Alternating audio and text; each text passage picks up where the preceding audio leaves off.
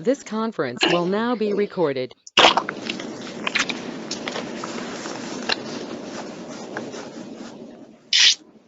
Okay, this is Ron Cody. I have 9 o'clock my time, and we will officially start the Dealer Practices Committee meeting. Alice, if you would please read the roll. Good morning. Ron Cody. Here. Steve Farmer. Yeah. Michael Bohr.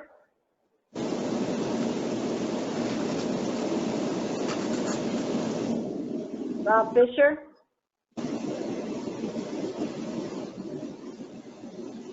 Randy Harris.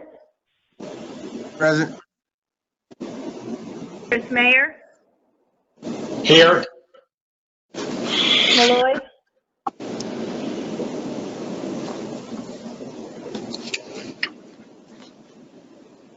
Mark Riblett. Here. Senior Sagafi. Here. Andrew Wiley. I'm here. Okay, hey Ron. Yes. Michael Bohr was supposed to be here, and so was Rob Fisher and Jeff Malloy. They did not. They did not indicate they were here. I apologize. This is Liza Borges. I have my name called, but I'm here. Sorry, who was that? Liza Borges. Oh, well, hi, Liza. Okay. So who else are we missing, Alice? Michael Bohr, Rob Fisher, Jeff Malloy. Do we have a quorum? Sorry, what? Do we have a quorum? Can I please ask everybody to please mute your microphones when you're not speaking to cut down any background noise? Alice, I'm sorry, do we have a quorum? All right, I'm double checking now. 1, 2, 8. Yes, you do. Okay, and I want to also welcome Andrew Wiley. I know, Andrew, you'll get an opportunity to introduce yourself at the full board meeting with Commissioner Holcomb in just a little while, but I want to remind everybody that's listening in that we will have an opportunity for public comment. Public comment will be limited to those items on the agenda, and you will be given actually 2 opportunities, once in the committee meeting and once in the full board meeting. The meeting summary for the September meeting is in your books. Unless there are any objections, I'm going to assume that the September 2020 committee meeting summary is approved.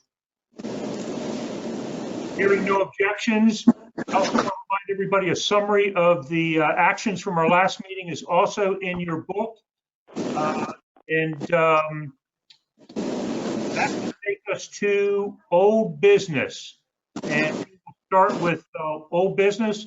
William, the first item on my agenda is an update on the dealer portal subcommittee.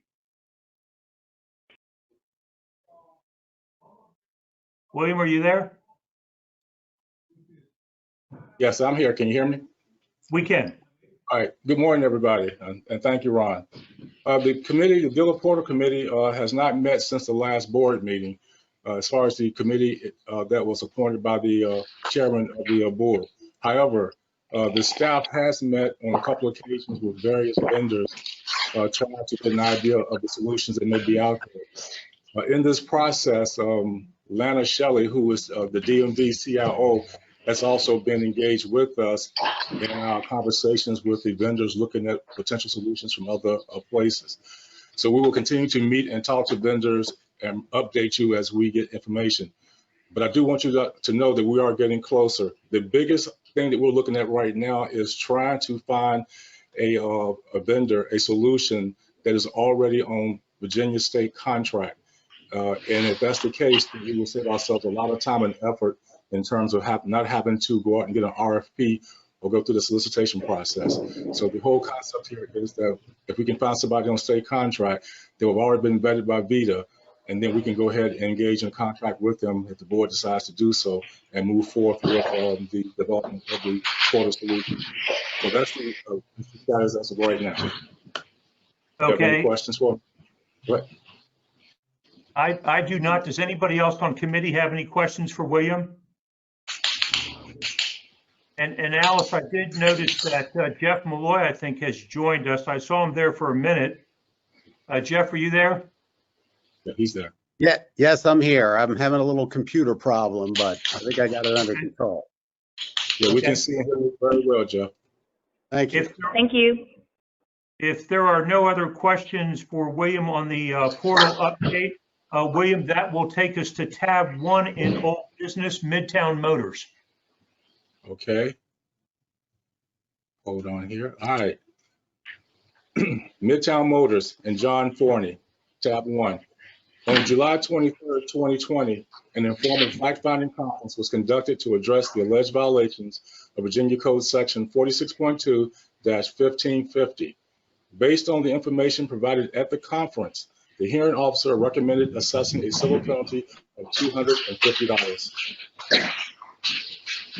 Okay.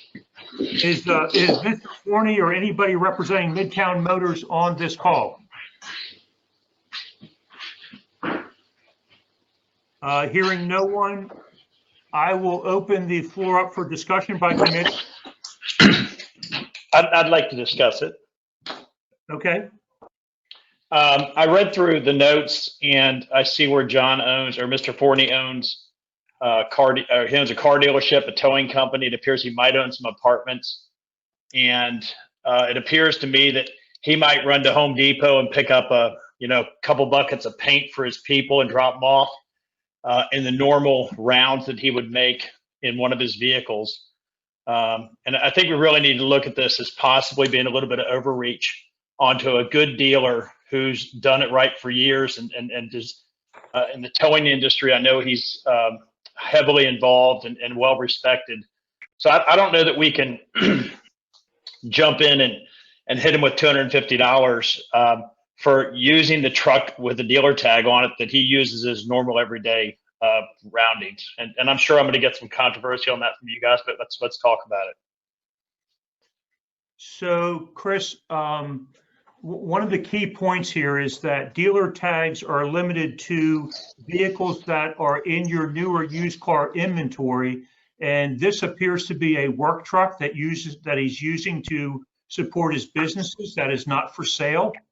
And I think that's a pretty black and white standard. And to respond to that, I would tell you that I can assure you at the end of the day that it is in his inventory, and everything that us car dealers have is for sale at all times. So whether it's like sitting on your front line with with a price tag on it, or whether it's in the back 40, everything that we have is for sale and typically does get sold from time to time. So I don't think that that this is correct. And so I'm gonna make a stand on that, and I'd welcome any other input from other dealers that are on the call. Other comments from the committee? No other comments? Just as a newbie here, I apologize, but from a hearing officer perspective, what is the test that is used to determine whether or not a vehicle is in inventory or not? It is, so the test that is used is whether or not we find it in the dealer's records for his inventory. And again, whether or not it's for sale and it has a used car buyer's guide on it, or it's a new car with an MSO.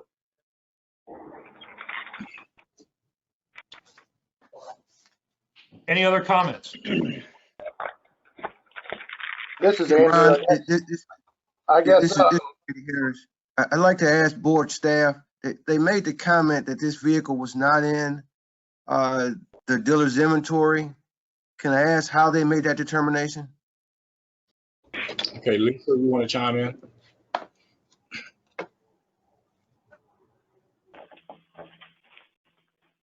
Okay, I'm not the person who did the inspection, but I would assume that when she did the inspection, if she looked at his inventory records and did not see that vehicle, then it wasn't considered to be in his inventory. If there were no titles, anything reassigned or showing that, this vehicle belonged to the dealership or belonged to Mr. Forney, then she would assume that it's not in the inventory for sale.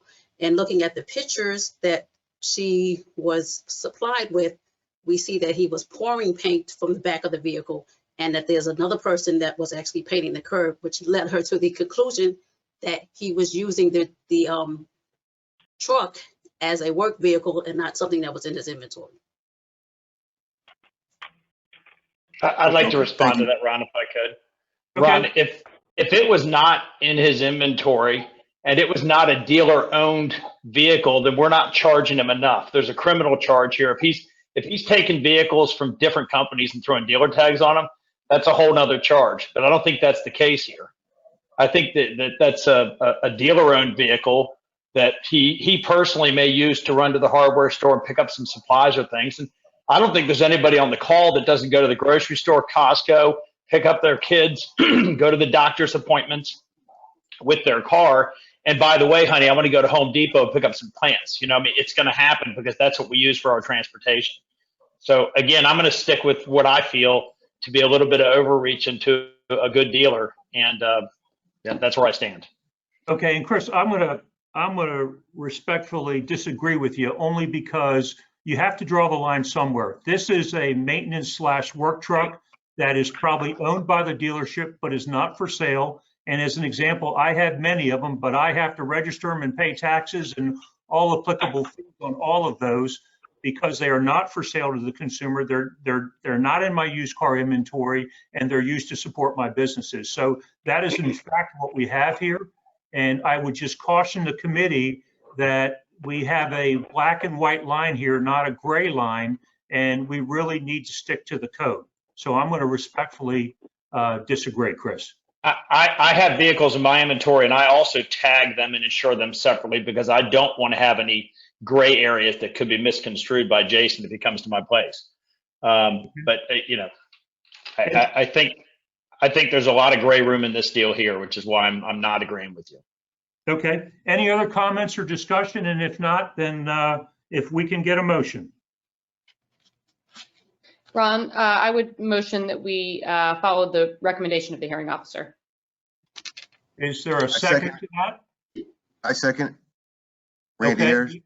We have Randy who has a second to Liza's motion to follow the hearing officer's recommendation. If we take it to vote, again, the hearing officer has recommended $250 civil penalty for a violation of use of dealer tags. Alice, if you could read the roll. Don Cody, I'm in favor. Steve Farmer, In favor. Michael Bohr. Not here yet, okay. Liza Borges, In favor. Gardner Britt, Rob Fisher, In favor. Randy Harris, In favor. Chris Mayer, No. Jeff Malloy, Yes. Mark Reblett, In favor? Senior Sagati, Yes. Andrew Wiley. I'm in favor. The motion carried. Okay, motion carries for tab 1, $250 civil penalty for the use of or illegal use of dealer tags. That is it for old business. Is there any additional old business from the floor? Hearing none, that will take us to new business. William, that will take us to tab 2. Tab 2, Doc's Cars and James Hill. On August 13th, 2020, an informal fact-finding conference was conducted to address the alleged violations of Virginia Code Sections 46.2-1529 and 46.2-1575, number 2. Based on the information provided at the conference, the hearing officer recommended a $2,000 civil penalty and revocation of the dealership's license and Mr. Hill's salesperson's license. And that penny, because this will be going on for a long time. I will ask if there's anybody on this call to speak to tab 2, James D. Hill, Doc's Cars. Hearing none, I'll open discussion up for committee. This dealership appears to be closed. And if you read through the notes, it's been quite a long runway. And you can see the hearing officer's recommendation to a $2,000 civil penalty and to revoke both the salesperson and dealership licenses. Any discussion? The one point of discussion I will make is if we move to revoke these licenses, we should also revoke the dealer operator license. Therefore, if he decides to come back in business, he will have to qualify for both a salesperson license and a dealer operator license. If we do not revoke that license, he can simply get a salesperson's license and become a dealer. So I would ask that the committee think about adding the revocation of the dealer operator qualification as well. Discussion. I would have to agree, and it looks like open and shut, really. I think the gentleman's on his way out, so I would agree with that. Okay. If there is no other discussion, can I get a motion? I'll make the motion that we approve the hearing officer's recommendation along with the revocation of the dealer operator license for the principal. So Randy, did you second Chris's motion? Rob Fisher, second. Oh, Rob Fisher, okay. So the motion is for a $2,000 civil penalty and to revoke all licenses, not just salesperson and dealership licenses, but all licenses issued by the dealer board. We have a first and a second to that motion. Alice, if we can take the vote. Can you tell me who seconded that again? Rob Fisher. Thank you. Ron Cody? Aye. Steve Farmer? Aye. Michael Bohr?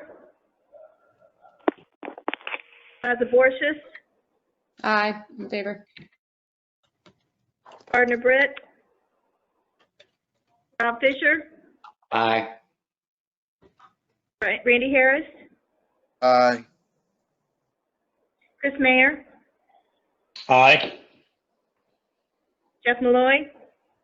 Aye. Mark Riblett? Aye. Senior Sagafi? Aye. Andrew Wiley?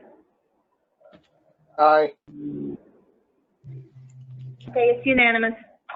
Okay, tab 2, the motion for the $2,000 civil penalty and revocation of all licenses is approved.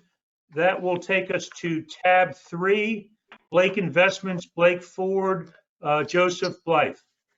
Okay. Good morning, Ron. I'm here. Let me go get Penny. She's in the business office. Just a second. Okay, we're going to go ahead and start reading the case as it stands. That's fine. Okay, tab 3, Blake Ford and Joseph Blythe. On September 17, 2020, an informal fact-finding conference was conducted to address the alleged violations of Virginia Code Section 46.2-1537. Based on the information provided at the conference, the hearing officer recommended assessing a $600 civil penalty. Okay, so it's a $600 civil penalty, and by the way, committee members, I'll just remind you, this is the first of 2 1537s we have this morning that deal with unlicensed salespeople or F&I people. So, Blake, are you back? I am, and Miss Gray is with me. She's been my bookkeeper for 30 plus years. Okay. And she takes care of the salesman's license, turning them in, applying for them, and that sort of thing. Okay. What would you like to add to the committee meeting this morning that will obviously support your position or your case right now? I think the recommendation is for a $600 civil penalty. It's $50 per occurrence for the one gentleman, Chris Vaughn. Mr. Vaughn, we had applied for a license and was for whatever reason unable to do so. And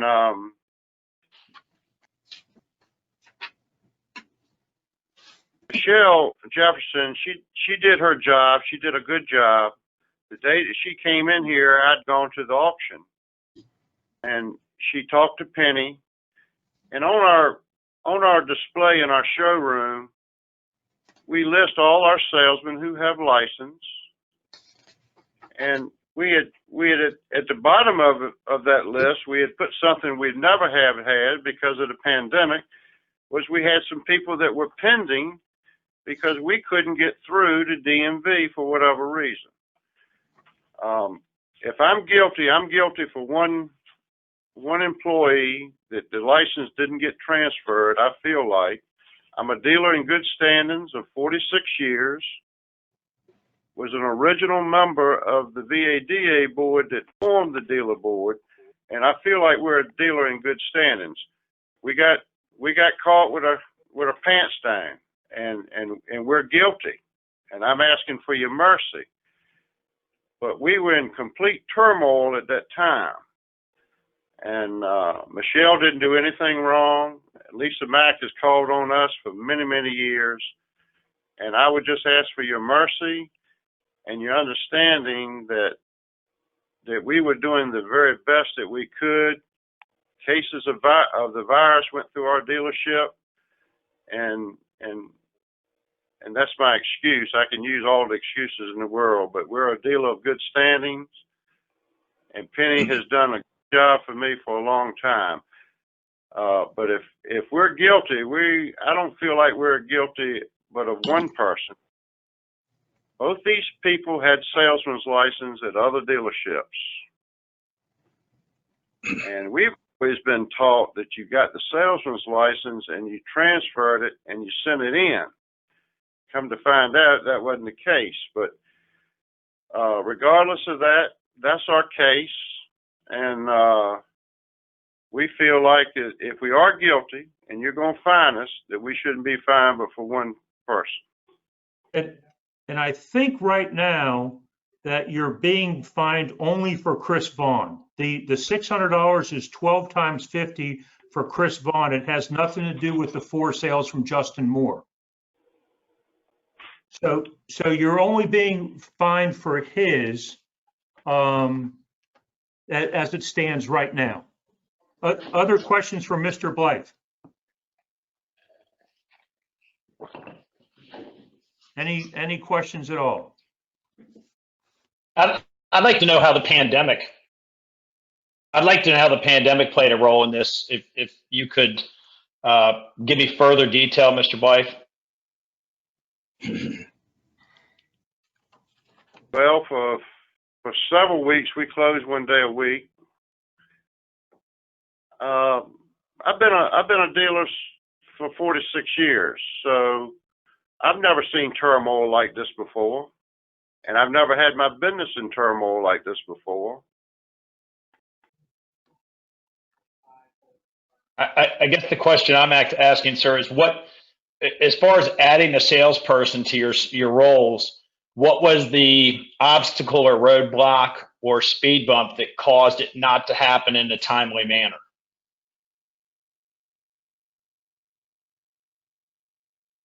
Well, when you email them and you don't get any response from DMV, and I personally owned the DMV in Cortland, they closed for 5 months.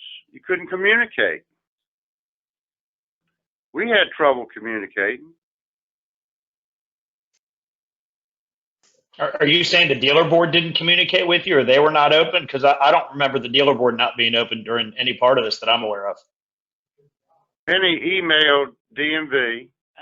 Mailed, not email. Or mailed DMV and had no response.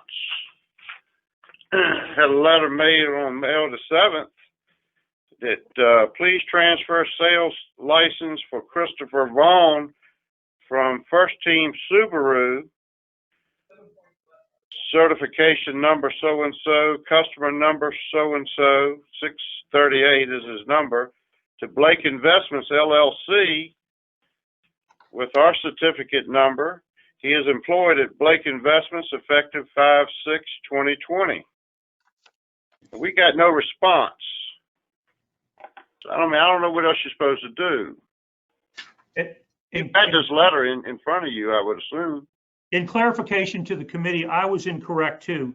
He is being fined for Justin Moore. Christopher Vaughn had 4 sales. Justin Moore had 12. I had it backwards. And I think they're fining him for Justin Moore because there was no paperwork to transfer the sales license.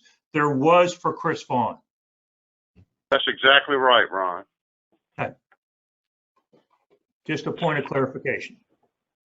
So for 2 sales, he's being charged with $600. Is that correct? 12 sales times 50. I'm sorry? 12 sales times $50 is how they figured it out. And there was never a license sent in for the second salesperson, to never license transferred? There's no record of a request to transfer Justin Moore's salesperson license. And he's the only person that he's being charged with right now. Yes, Chris Vaughn had less sales, and because he tried to transfer, the hearing officer did not fine him for Chris Vaughn. Understood. Thank you. Any other questions for Mr. Blythe? Yeah, if I could make a comment here. So the way I read through this tab, so Mr. Blythe is dealer for 47 years. I'm not sure if this is a common practice of dealer licensing and salesman licensing. And so basically, and it looks like from the number of transactions, it happened in this short term of the period of time, and it was cut. Looks like some kind of clerical error, or they didn't move on time to get this corrected.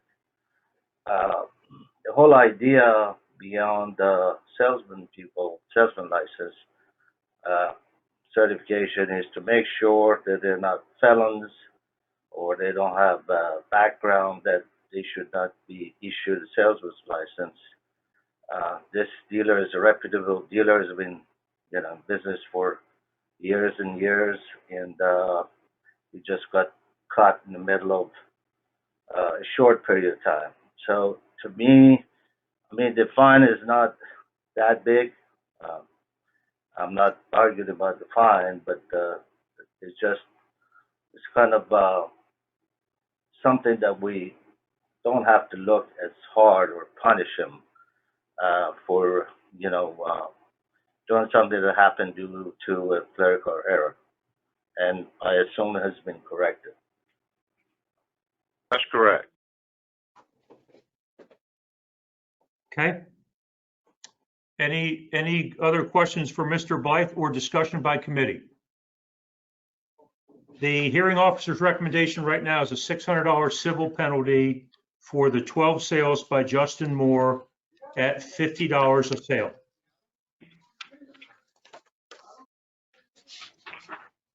Ron, I'd make the recommendation that we accept the hearing officer's report. Is there a second to who made that recommendation? Steve. Oh, Steve Farmer made a recommendation that we accept the hearing officer's $600 civil penalty. Is there a second to that motion? Okay. I'm sorry. Mark Riblet, I'll second. Okay. And just for clarification, Mark, you're on this board? That's correct. You are? Yes. Yes, he is. Okay. So there's a second. So let's go ahead and take a vote, if you would, please, Alex. And Mark, thanks for seconding it. Ron Cody, Aye. Steve Farmer, Aye. Michael Bohr, Zaborshis, Aye. Gardner Brett, Rob Fisher, Nay. Randy Harris, Aye. Chris Mayer, Aye. Jeff Malloy, Aye. Mark Riblett, Aye. Senior Sagafi,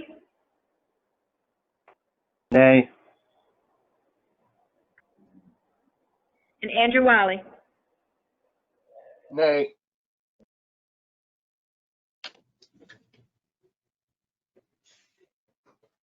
Motion carried. Okay, the ayes have it. Motion carries for a $600 civil penalty. And Mr. Blythe, you will be provided an opportunity to speak in front of the full board after each of the committee meetings as well. Thanks for your time. Thank you. So you mean this is not it? Is that what you're saying? So you will also be provided an opportunity to speak in front of the full board, which will occur after the committee meetings. And yes, at that point, you can plead your case as well.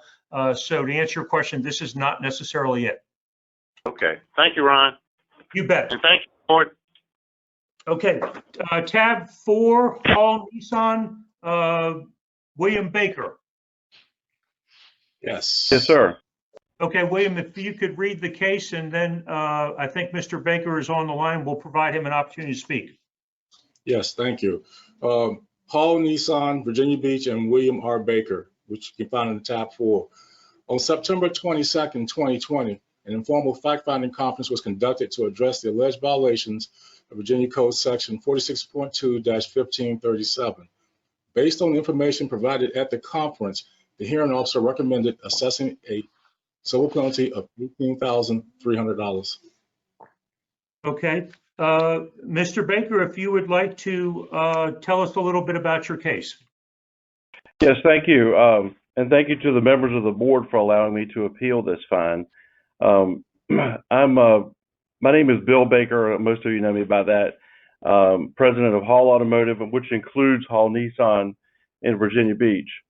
I'd like to make it very clear that I do not dispute the findings of the inspector, of the inspection or the investigator, but below are the facts the way that I see them. Hall has an impeccable reputation of compliance in the state of Virginia. On any given day, I have over 200 licensed professionals through the dealer board and the DMV in the state of Virginia. Our internal investigation found the following. This finance manager, by the way, this was a finance manager, his sales license was not renewed by an administrative error. We have a process that we go through every year, every day when we hire new people, but then every year when we renew. We did have some turnover administratively, which led to an error which was not caught in a timely manner. This person was duly qualified and previously licensed. Every transaction also included a licensed salesperson and a licensed sales manager. No customer was ever at risk of not being covered by that licensing. Many of you on this call operate dealer groups very much like this one, and I can say that this could happen to anyone in regard to administrative error of this type.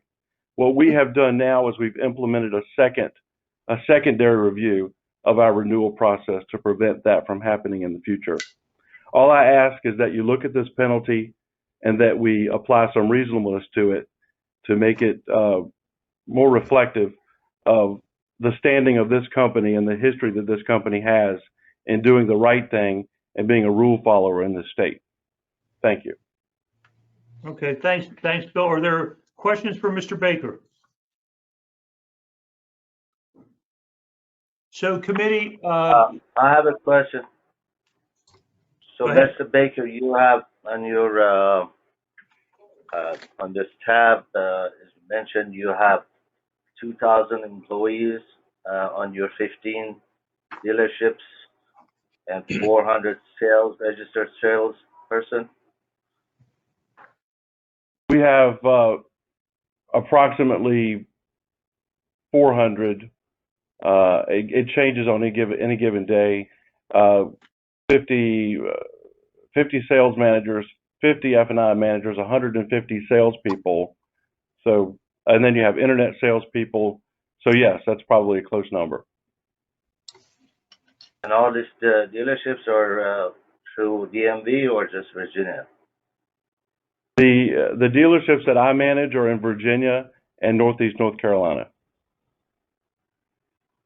Yeah, during your inspection, I know you did the checklist. Yes.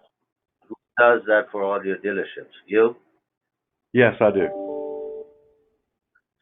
Did you find any other so-called violation of other people not having salesman license?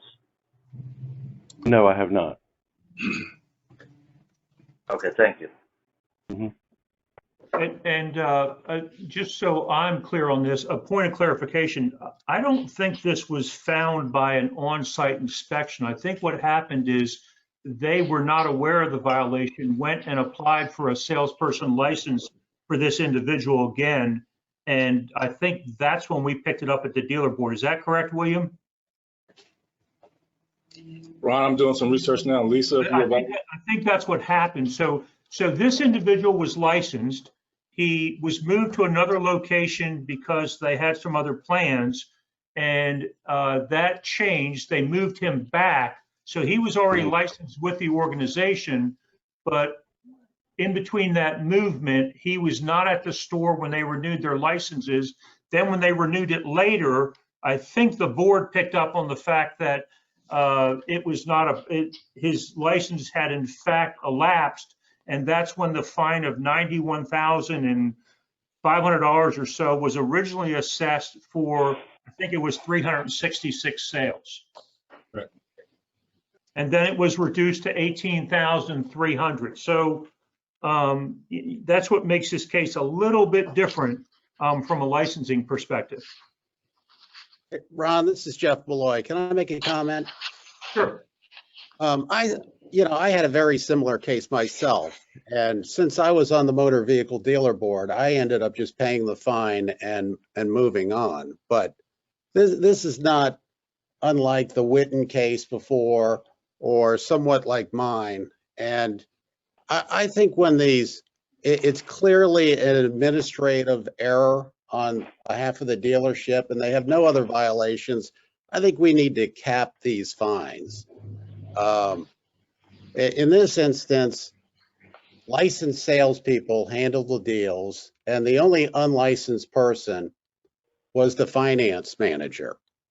So I think in a situation like that where there's no criminal problem or anything with the dealership, I think no matter how many sales there were, I think it should be capped at $1,000 fine.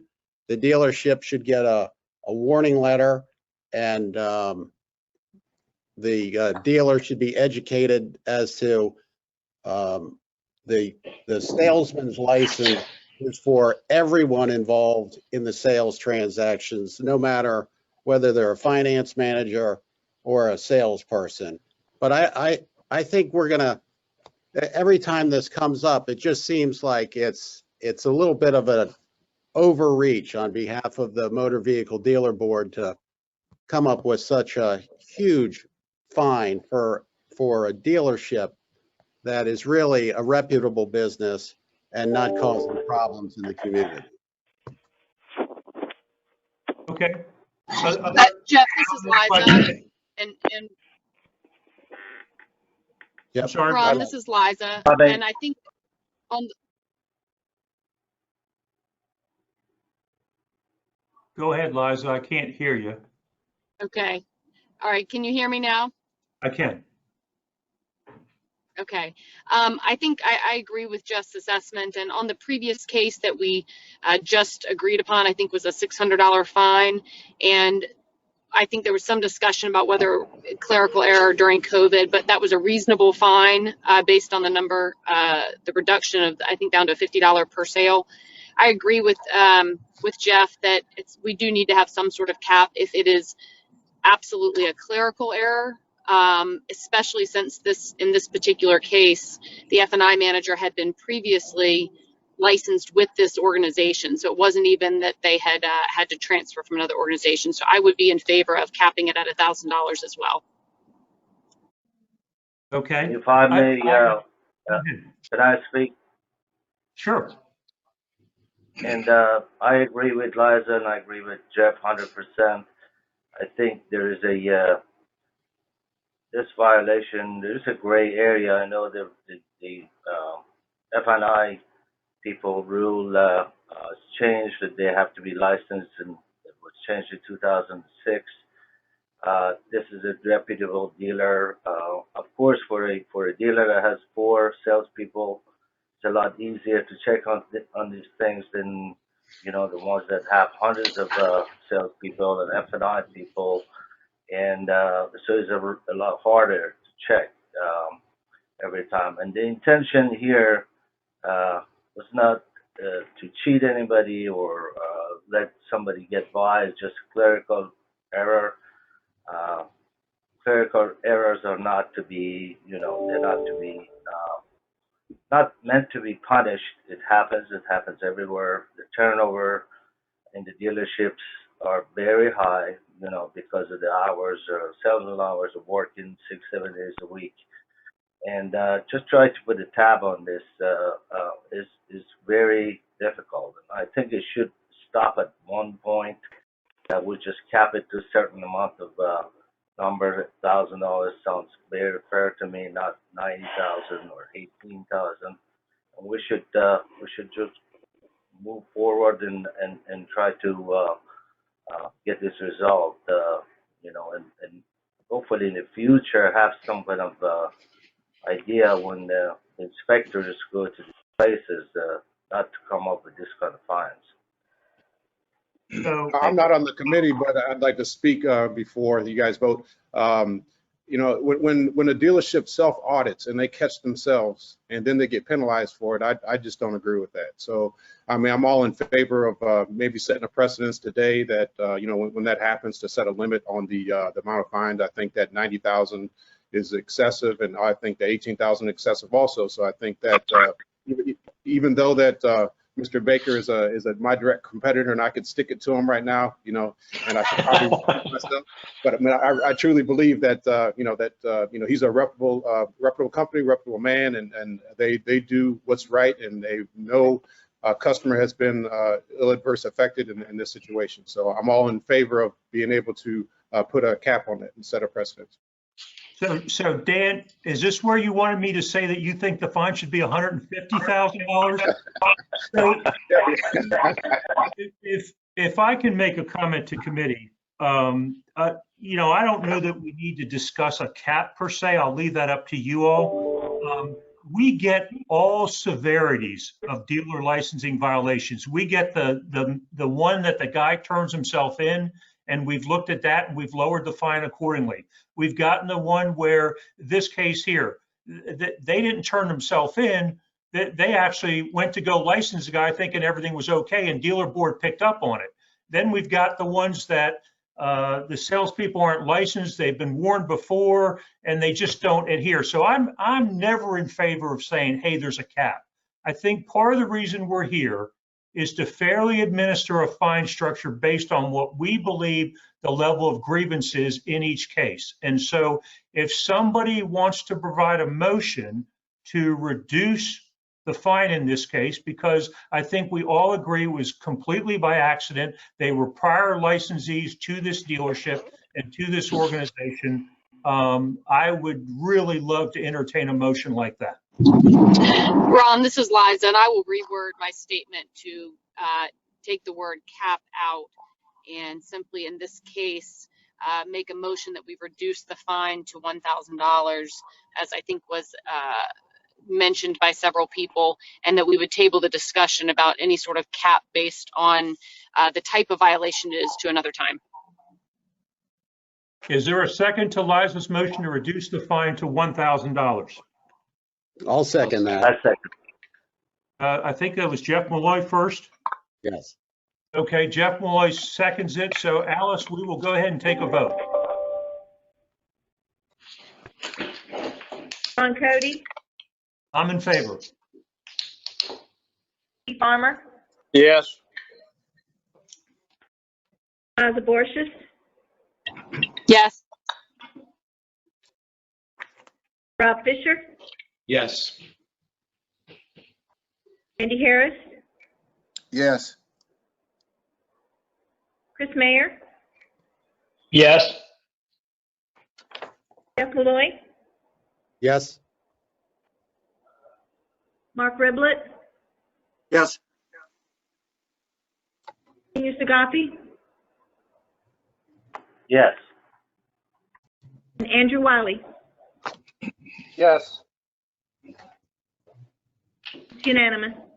Okay, so motion carries for a $1,000 civil penalty for tab 4. And Bill, if you'd like, you'll be given another opportunity to speak in the full board meeting. That will take us to tab 5.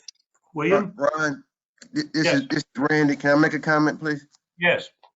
So I think we have an opportunity to provide some guidance to board staff as it relates to these administrative not getting a license issues. I think the comment about a cap,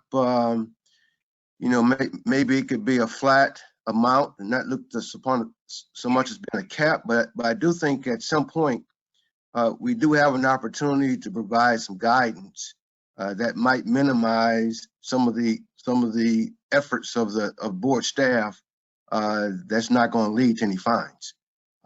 Because clearly, I think amongst us as dealers, we see these guidelines that have been set as not really being applicable to administrative errors, but our staff is functioning as though it does.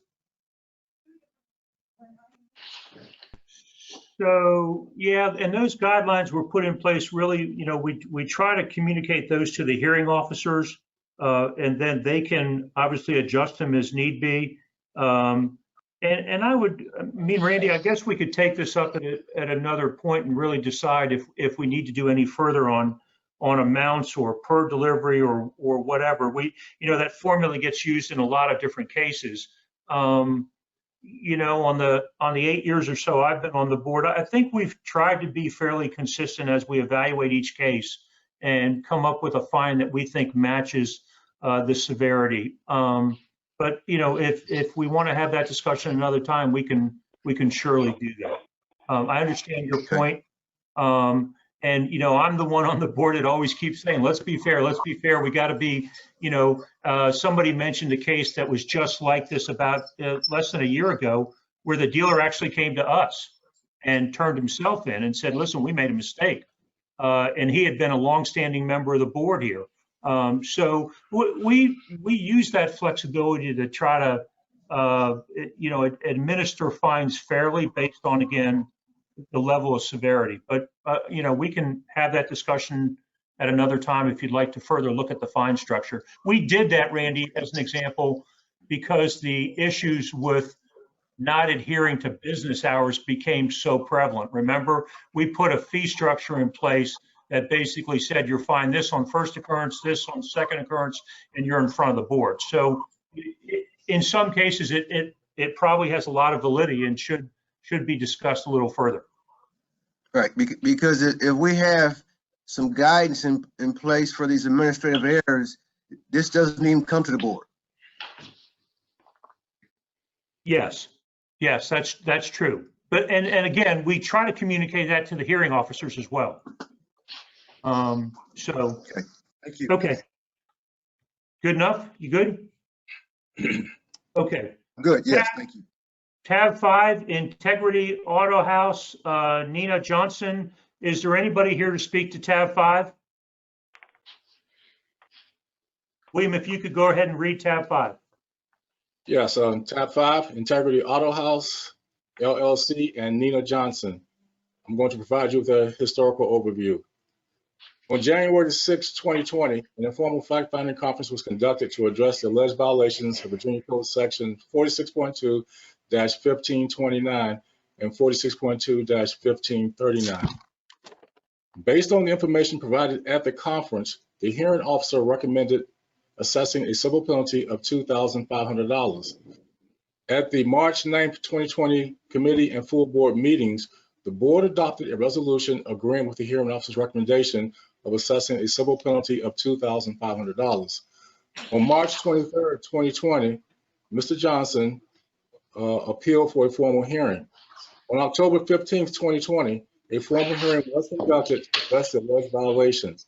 Based on the information provided at the hearing officer recommended assessing a civil penalty of $2,500.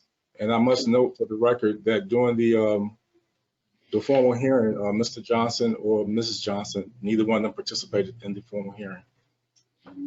William, question for you is this dealership closed? I noticed no salespeople, no dealer tags. Yes, they are closed. Okay. So this civil penalty would obviously be something that they would have to pay, and if they don't pay, then they would not be able to become a dealer again, and so forth and so on. So is there anybody here to talk to Integrity Auto House? Okay, committee? Discussion? I'll make a motion, Ron. Okay. I'll make a motion, we accept the hearing officer's recommendation for a $2,500 penalty. I'll second.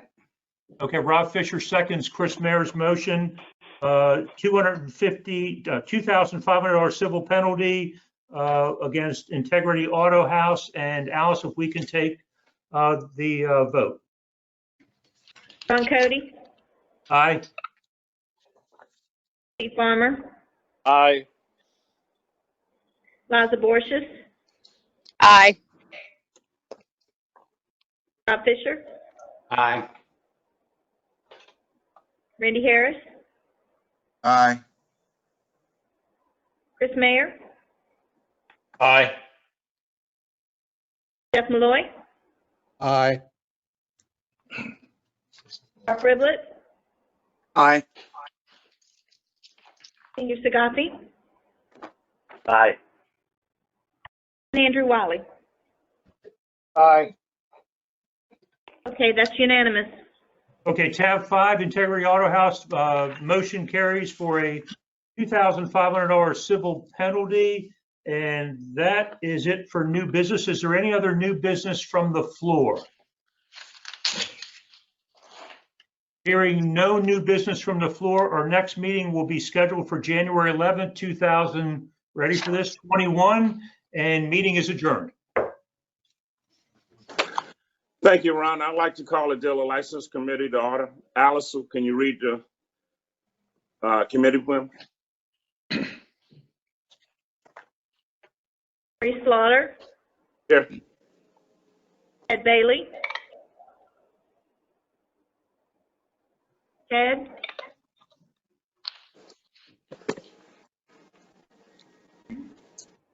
Dan Bannister, Here. Liza Borges, Here. Gardner Britt, David Duncan, Here. Rob Fisher, Here. Randy Harris, Here. Senior Sagasi, Here. Don Sullivan,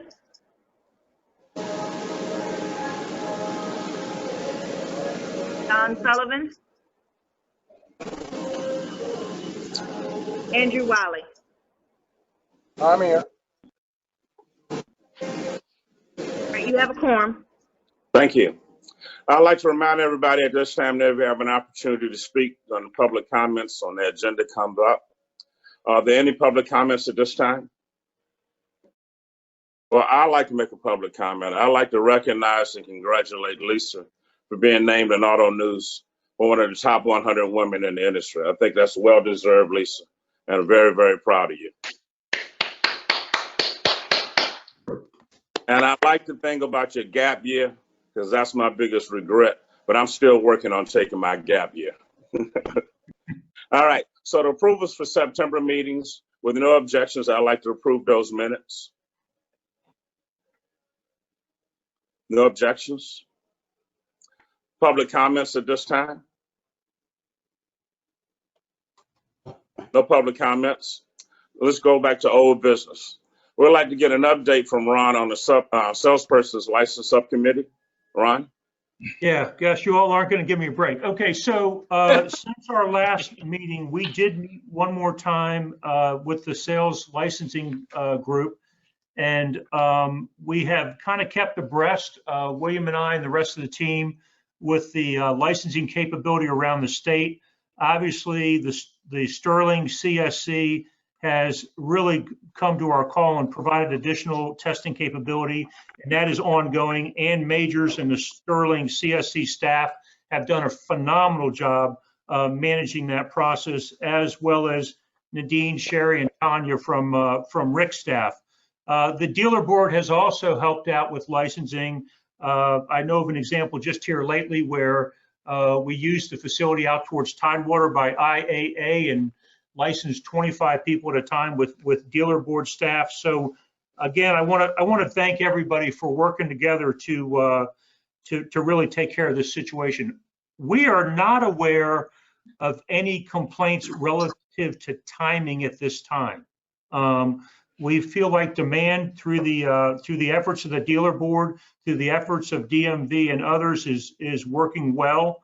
So we do not think this is a thing that we're just not going to do any further research on. We've played with the idea of testing centers and proctoring and having sales people, in fact, validate people who are testing and having testing centers. And that may be an option we have to come back to if in fact, this pandemic or another issue comes up that causes us disruption like we've seen. But right now, we appear to be in really good shape. We are moving forward. If anybody has heard anything differently than what I'm presenting, I would like to be aware of that. But I think we're, in fact, exceeding or meeting demand. We have expanded the number of background check companies. I think last time we met as a group, we were around 5 or 6. Now we're up to 9 vendors. So there's plenty of vendors out there providing support for background checks. And then the other thing that we had committed to was to continue to look at the electronic or technology process associated with salesperson licensing. And William and his team have done a great job moving us forward. We had talked about the need to, in fact, protect that data and encrypt it as we were going through the salesperson licensing process.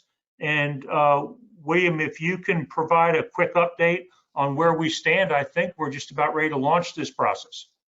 Yes, Ron, you are correct. As a matter of fact, we will probably be launching it sometime today. All we're doing now is going through the communication that we'll be sending out to everybody, to make sure that the directions and information within the communication is clear, but you will see it today. So yes. Okay, and this is basically going to be an electronic mailbox kind of capability where the dealerships can submit salesperson applications. We can handle that process, communicate electronically, and they can also check the status of salesperson licensing through the DMV website each morning, right? Correct, and our website as well. Yes. Okay, great. Great. William, have I left anything out in the update on the salesperson licensing process? No, I think you covered it all, Ron, and I'd like to also get on board with the kudos to the DMV staff for their assistance and efforts that they've been providing to us during this process. I think it helps out to know these people personally as well. I hope they have a lot to do with the relationship, but they've done a great job, and I look forward to working with them continuously as we get into the winter months and hopefully get this process nailed down to where we have it right now. It's going very smooth. As Ron said, I'm not getting any complaints, but at the same time, though, it's good to know that you have people working with you who are flexible and who are willing to work with you. So again, thanks to DMV staff. Job well done. Maurice, do you or your committee have any other questions for me? No, Ron, not at this time. Okay, thank you. That's all I have. I'd like to thank you, Ron, and thank William as well for those comments. Any other old business on the floor? With no old business from the floor, I'd like to go to new business. Any new business from the floor? With no new business, I'd like to move to adjourn this committee. Our next meeting will be January 11th, 2021. Thank you. All right, this is David Duncan. I'd like to call the Advertising Committee to order. Alice, call the roll, please. David Duncan, Here. Ed Bailey, Dan Bannister, Here. Michael Bohr, Liza Borges, Here. Andy Harris, Here. Ron Cody, Here. Ron Cody, okay. Here. Jeff Malloy, Here. Mark Riblett, Here. Maurice Slaughter, Here. Don Sullivan. You have a quorum. Thank you, Alice. As far as public comment, state that if you're on the agenda, you'll be given an opportunity to speak when your agenda item comes up. If there are not any other feedback, I'd like to approve the September meeting summary. If there's no objections, I will approve those. We have reached public comment. Any public comments for Advertising Committee? Hearing none. Right now, we don't have any old business on the agenda. Is there any old business from the floor? Hearing none. I don't have any new business. No tabs for new business today. Any new business from the floor? All right, hearing none. Our next meeting will be on Monday, January 11th. Yes, 2021. I will adjourn the Motor Vehicle Dealer Board Advertising Committee.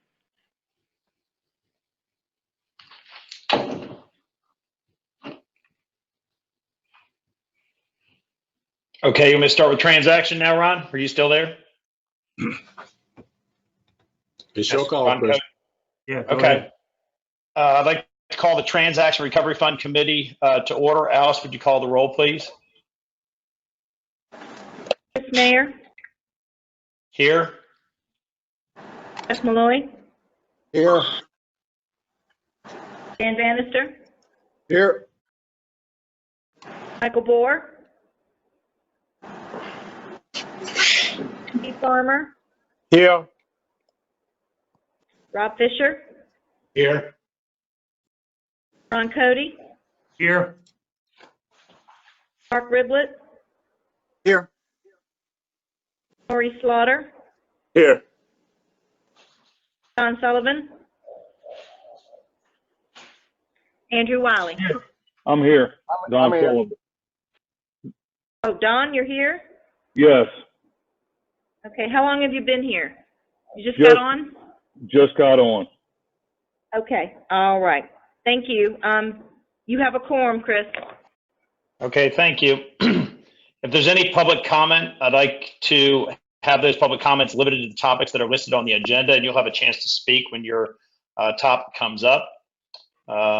If there's no objections, I'd like to move that we approve the September 14th meeting summary. Old business from the floor. Is there any old business from the floor? Hearing none, we'll move on to new business. New business on tab 6, Susan Courtney versus GNN Auto. Okay. William? Gotcha. On October 26, 2020, an informal fact-finding conference was conducted to address the alleged violations of Virginia Code Section 46.2-1527.3 against GN Auto. Based on the information provided at the conference, the hearing officer recommended approval of payment to Susan Courtney in the amount of $25,000 from the recovery fund. Okay, you've heard there's a claim for $25,000 against the recovery fund under tab 6 against GNN Auto. And is there any discussion?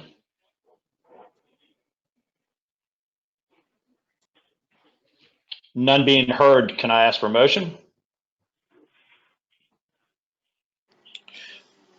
Chris, I'll make a motion. We approve the hearing officer's recommendation. Okay, I'll go Steve ahead. Farmer's made a motion that we accept the hearing officer's recommendation, I'll second it. Dan? seconded by Dan Bannister. Okay, Alice, could you call the roll, please? Hey, Chris, Rick Holcomb, one thing could I just ask, as we do in the past, just ask Christian to confirm that this is in proper order, that fraud was found by the court. Yes, can everybody hear me okay? Yes. We can hear you, Okay, Chris. yes, I would confirm that there was an order entered on this matter as to fraud. I'm assuming at this point, Mr. Holcomb, that they've already reviewed this at the dealer board level, and I can certainly appreciate the Christians seconded that there is fraud involved, because I know we can't pay a claim without fraud. So Alice, could you call the roll, please? Chris, Yes, I sir. still would just like that confirmed for the minutes, please. Yes, sir. All right, Chris Mayer, Yes. Jeff Malloy, Yes. Dan Bannister, Aye. Steve Farmer, Yes. Rob Fisher, Yes. Ron Cody, Aye. Mark Riblett, Yes. Maurice Slaughter,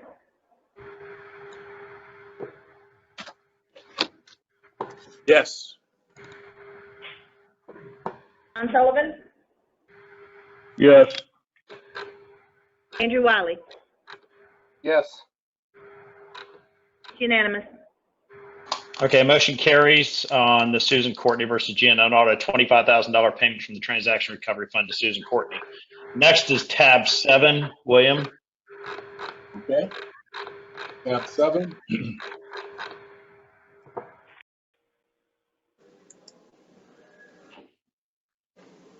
On October 26, 2020, an informal fact-finding conference was conducted to address the alleged violations of Virginia Code Sections 46.2-15.27.3 against John T. Henderson,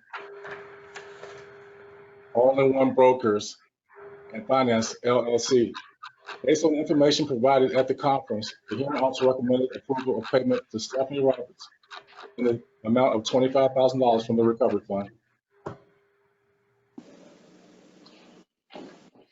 Okay, you've heard the claim. Is there any discussion? Question. The last case, it was 25,000, 15,000 attorney fees, 15,000 to the person that was injured. So we have no say-so about the attorney fees, because I know we're capped at 25,000, but I'm just noticing how the attorney fees are all over the board. I hate to see that money not go to the person that was injured. I think the attorney's fees are set by the court when it goes to court, if I'm correct. Does anybody else want to give me any information they may know on that? I can just chime in from the order in the one particular we're looking at now. I would just say that in the order, the judge did specify the amount for the attorney's fees, as in the other one, and also the attorney, which is the same attorney I think in both cases. We'll notice is he submitted an affidavit, which he has to do to the court, and submitted it to the dealer board as to his attorney's fees, listing out his attorney's fees. Pursuant to the code, if he does that, then the board may accept the attorney's fees. To answer the question though from the start, if the court doesn't order the amount of the attorney's fees and then he does not submit an affidavit, then they would open it up to the board to discuss, the amount of the attorney's fee, what they should be, or whether to accept what he's requesting the amount to be. But in this case, I don't. They're both 15,000 attorney fees and what should go to the person that was injured. So I'm wondering if the person injured ended up with 10,000, and the attorney ended up with 15,000. Certainly that wouldn't be my intent. Yeah, but so now you're stepping into the grounds of the contractual agreement between the attorney and his client. If they have a contract as to what his attorney's fees may be, and then what the how they're going to distribute that. I don't think we can intervene there. We can issue the money at that point, and then they can divide it. And I think that all goes back to what the court says in the order the amount is. We have to adhere to that. But at that point, we can't say, if the full judgment was for 25, we can't say, well, don't give the attorney any of that. Thank you. Okay, so Christian, to verify, as Mr. Holcomb said, do we have a verified claim of fraud here?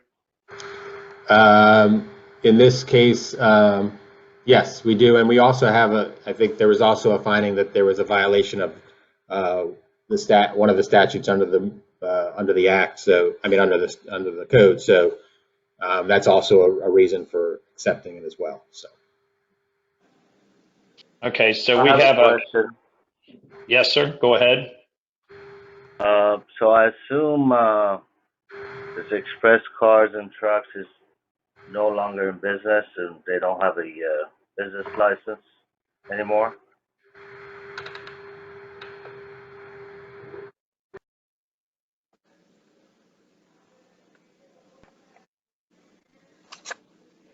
William, do we know if they're in business or out of business? We're looking for Express Cars. Express Cars Incorporated. So we will look that up, I guess, while we're moving forth. We'll look it up. Okay, they're out of Fredericksburg. Yeah, we'll look it up to be sure. Okay. Any other discussion? Okay, so it appears we have a verified claim from Stephanie Roberts versus Express Cars Incorporated against the Transaction Recovery Fund for $25,000 under tab number 7. Can I get a motion? I'll make a motion that we pay the claim as sad as it is. I'll second. Okay, we've got Rob Fisher first. Who seconded? Maurice. Okay, Mr. Slaughter seconded. So we have a first and a second. Alice, could you call the roll, please? And while she's waiting to call the roll, Express Cars has been out of business since May of 2019. Okay. Chris Mayer, Yes. Jeff Malloy, Yes. Dan Bannister, All right. Steve Farmer, Yes. Rob Fisher, Aye. John Cody, Aye. Mark Riblet, Aye. Maurice Slaughter, Aye. John Sullivan, Andrew Wiley. Aye. It's unanimous. Okay, so the motion has passed on tab number 7 for $25,000 claim from the Transaction Recovery Fund to Stephanie Roberts. Under new business from the floor, do we have any new business? Okay, moving to scheduling. The next Transaction Recovery Fund Committee meeting will be held on January 11th, 2021. And that being said, that concludes my committee meeting. Thank you, everybody.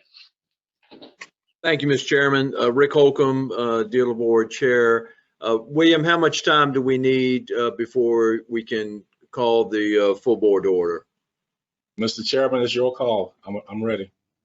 Oh, wow. Outstanding. Okay, let me call the board to order, and Madam Clerk, please call the roll to establish a quorum. Ted Bailey, Dan Bannister, Here. Michael Bohr, Liza Borges,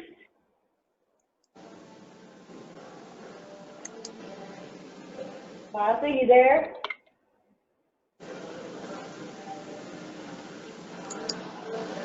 Gardner Britt, Ada Duncan, Here.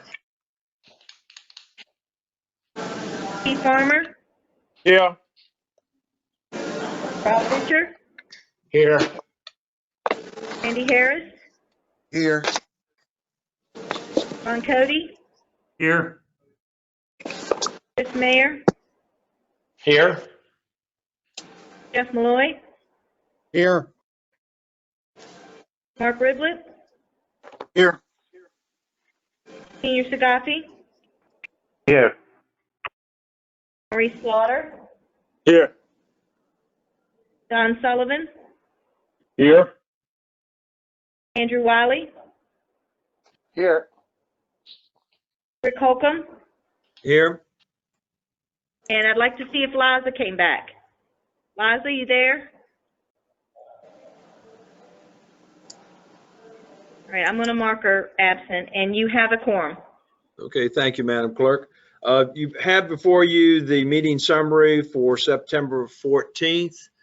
Without objection, that summary stands approved. We also have public comment period. If you have comments on a case that came before one of the subcommittees or one of the committees, you will have an opportunity to address your issue during that committee. Before we get into the committee reports, I think as Ron mentioned, we are fortunate to have 3 new members on the board, and I would like to introduce them and then ask them to maybe say a few things about their background. First, our consumer rep is Mark Riblett. Mark, I know you were on earlier. If you can just maybe give us a little background if you are still on. There, I see Mark. Go ahead, Mark. Welcome. Good morning, and thank you. Appreciate the opportunity to participate with the board. Actually a civil engineer by trade, have been an employee of the Commonwealth of Virginia through VDOT for a number of years now. Participate on a lot of MPO boards as a staff member. Participate with the Commonwealth Transportation Board from a VDOT perspective. But honestly, I'm a lifelong car enthusiast as well. So there's a side to me there that is looking forward to this opportunity. So happy to answer any questions and glad to be here. Thank you. Great. Welcome on board, Mark. Also, we've got Andrew Wiley. Andrew is an independent dealer. My notes say he's replacing Joe Tate. I think we will all agree nobody's going to replace Joe Tate, but Andrew is succeeding Joe in that seat. So Andrew, give us a little background and maybe identify what part of the state you're from, the name of your dealership. Sure. Those are big shoes to fill, Joe Tate. But yeah, I'm in the Shenandoah Valley. Andrew Wiley. I own Consumers Auto Warehouse. Been here about 20 years. Excited to be on the board. Really involved with the VIADA with a lot of the other independent members. I also have a rental car, independent rental car thing. I think that was part of the reason I'm on the board as well. So looking forward to it. Great. Thank you, Andrew. And finally, we've got Dennis Elmer, who is a franchise dealer. I see that Dennis is on. And Dennis, if you can, again, introduce yourself and talk about your background and your dealerships. Well, good morning, everyone. It's an honor to be on this board. My name's Dennis Elmer. I own Priority Auto Group with stores in North Carolina and in Virginia. Just an honor to be on board. I've been listening since 9 o'clock, and I get sworn in, I guess, in a couple of hours. So it's great to be here, and I look forward to working with you all. Great. Welcome on board, Dennis. And as Dennis mentioned, I understand that Mark and Andrew have been sworn in, and that's why they were participating and voting, making motions. Dennis, we look forward to you further participating once we come to our January meeting. Yeah, looking forward to it. With that, let me recognize our chairman of dealer practices, Ron Cody, for your report. Yes, Commissioner, the Dealer Practices Committee met earlier today. A quorum was present. We approved a summary from the last committee meeting. And Commissioner, we have 5 resolutions for full board consideration.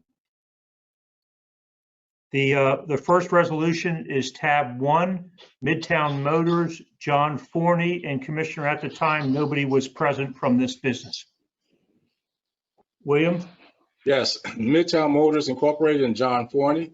Whereas the board has reviewed and considered the facts and evidence in the report of an informal fact-finding conference as prepared by the hearing officer concerning Midtown Motors and John Forney for alleged violations of Virginia Code Section 46.2-1550. And whereas based on due consideration, the board believes that the following actions should be taken against Midtown Motors and John Forney. 1, assessed a civil penalty of $250. Now therefore be it resolved that the board mandates that John Forney hereby be assessed a civil penalty of $250. And Mr. Chairman, is that your motion? It is, Commissioner. Is there a second? Second. Okay, I believe that was, I'm sorry, who made the second? Okay, Mr. Sagabi made the second. Discussion? All in favor of the motion, please say aye when the roll is called, nay if you disagree. Madam Clerk? Was that Senior that seconded that? Yes, it was. Okay. Ted Bailey? Here. Dan Bannister? Aye. I'm going to skip all those that aren't here. David Duncan? Aye. Liza, did you ever come back? Okay. Steve Farmer? Here. Aye. Bob Fisher? Aye. Randy Harris? Randy? Aye. Ron Cody? Aye. Aye. Chris Mayer? Nay. Jeff Malloy? Aye. Mark Riblett? Aye. Senior Sagafi? Aye. Corey Slaughter? Aye. John Sullivan? Aye. Andrew Wiley? Aye. Rick Holcomb? Aye. Okay. Sounds like, Be Madam carried. Clerk, the ayes have it. Yes. Okay, and Mr. Chairman, before you report your second, there are a number of folks who do have their mics unmuted. If you could just make sure that you mute your mics if you're not speaking. So Ron, your next matter. Yes, Commissioner. Tab 2, James D. Hill, Doc's Cars. William?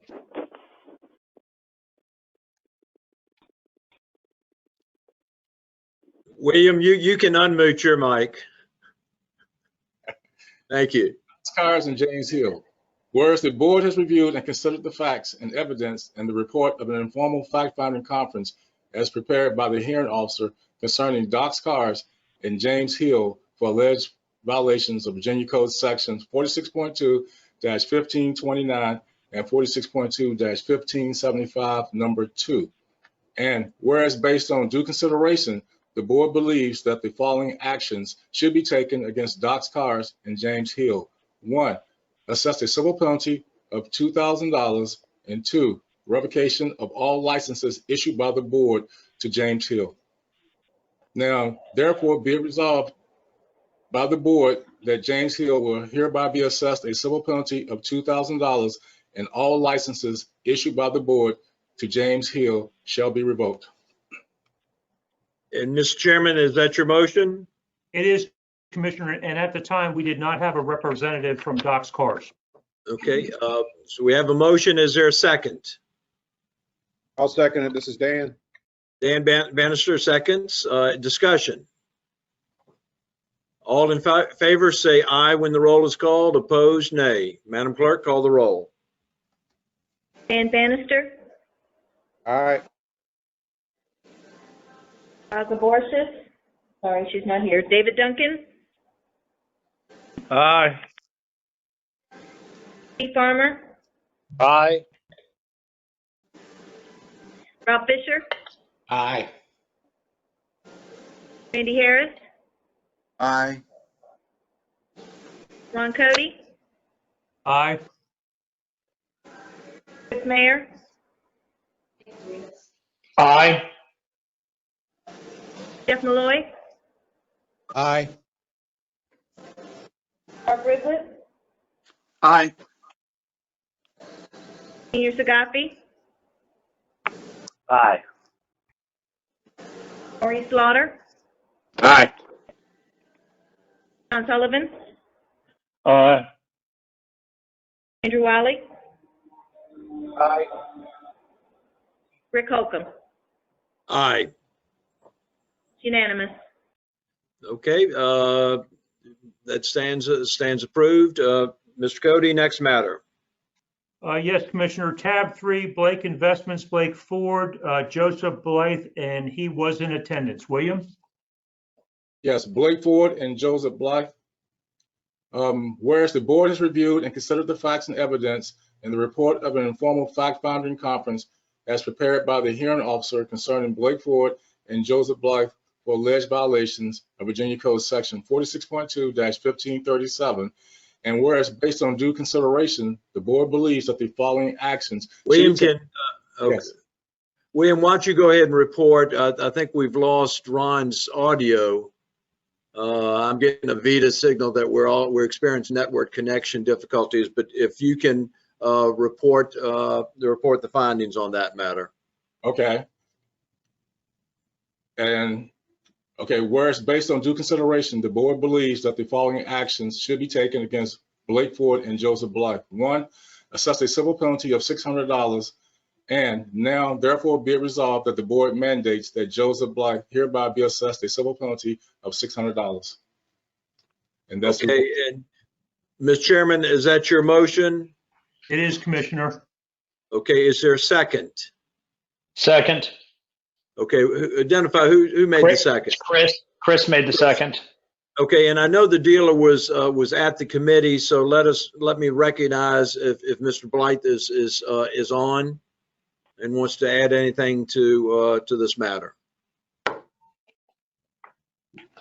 I'm not seeing him on the screen, so with that, Madam Chairman, I'll ask you to call the roll. But before you do, Madam Clerk, during the discussion, Mr. Blythe identified himself as the landlord of the DMV in Cortland.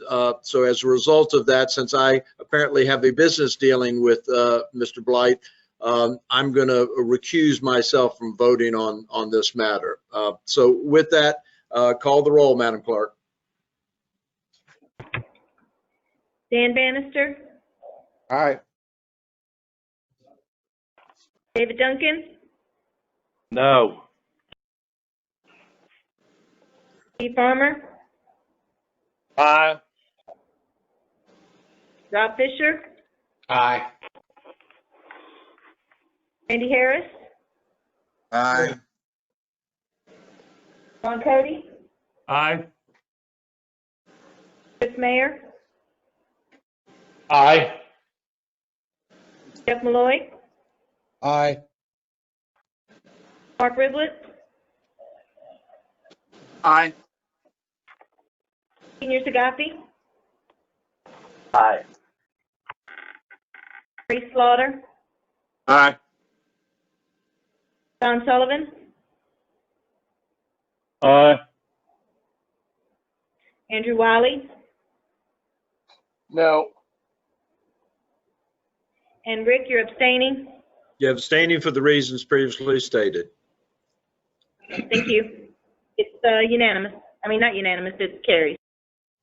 Okay. So that matter carries. Mr. Chairman, next matter. Commissioner, tab 4, Hall Nissan, Virginia Beach, Bill Baker, and he was in attendance. William, tab 4. Okay. Hall Nissan, Virginia Beach, and William R. Baker. Whereas the board has reviewed and considered the facts and evidence and the report of an informal fact-finding conference as prepared by the hearing officer concerning Hall Nissan, Virginia Beach, and William Baker for alleged violations of Virginia Code Section 46.2-1537. And whereas based on due consideration, the board believes that the following action should be taken against Hall Nissan of Virginia Beach and William Baker. 1, assess a civil penalty of $1,000. Now, therefore, be it resolved that the board mandates that William Baker hereby be assessed a civil penalty of $1,000. And Mr. Chairman, that is your motion. It is, Commissioner. Is there a second? I second. Okay, Senior, seconds. Now I know, and I see that Mr. Baker is still with us. Mr. Baker, anything that you'd like to add in addition to what you presented at the committee? Yes, sir, and thank you for that. I just want to thank the board for their support and consideration in this matter. I appreciate the discussion, and thank you. Okay, thank you, Mr. Baker. Before we take a vote, certainly I thought we had some very good discussion, and I agree that while we don't want to necessarily put a cap, because I think we want the board to continue to have discretion, I think Chairman Cody set forth clearly the three incidents or three types of reporting that we see here. And so I appreciate Ron volunteering to head another subcommittee. Then I'm going to ask Mr. Bannister and Mr. Meyer to join to really sort of talk about exactly some guidance to the staff on what we're seeing here. We have an incident where, and quite frankly, I learn more and more about dealerships every time we have a meeting, but when you have a large group like the Hall group that has multiple locations, and I guess we're saying that if you're licensed at one location, but you move to another location, you have to have your license changed for that. So I think there clearly is some need for some further discussion. And Ron, you do such a good job in heading up subcommittees. I'm going to ask you, and I appreciate Dan volunteering as well. I see by his smile and his thumbs up that he's excited about this. So if y'all can sort of look at this issue and give us some guidance on how we should review these or how staff should review these in the future, I appreciate that. Now, obviously everyone can see Ryan's smile and his enthusiastic acceptance of this assignment by his look on his face. So thank you, thank you, Ron. Next item, Mr. Chairman. Tab 5, Integrity Auto House LLC. No one was in attendance for tab 5. William? Yes, Integrity Auto House LLC and Nina Johnson. Whereas based on the evidence and a report of an informal fact-finding conference as prepared by a hearing officer, the Motor Vehicle Dealer Board assessed a $2,500 civil penalty against Integrity Auto House and Nina Johnson. And whereas Nina Johnson appealed the board's decision and requested a formal hearing that was conducted on October 15th, 2020. And whereas the board has reviewed and considered the facts and evidence and the report of a formal hearing as prepared by the hearing officer concerning Integrity Auto House and Nina Johnson for alleged violations of Virginia Code sections 46.2-1529 and 46.2-1539. And whereas based on due consideration, the board believes that the following action should be taken against Integrity Auto House and Nina Johnson. 1, assess a civil penalty of $2,500. Now, therefore, be it resolved that the board mandates that Integrity Auto House and Nina Johnson hereby be assessed a civil penalty of $2,500. And Mr. Chairman, is that your motion? It is, Commissioner. Is there a second? I'll second. Okay, I'm sorry. Who was that? Oh, Rob Fisher, seconds. Any discussion? All in favor say aye when the roll is called. Opposed, nay. Madam Clerk. Hey, Rick, Yes. I don't think we voted on tab 4. We did not. I didn't call.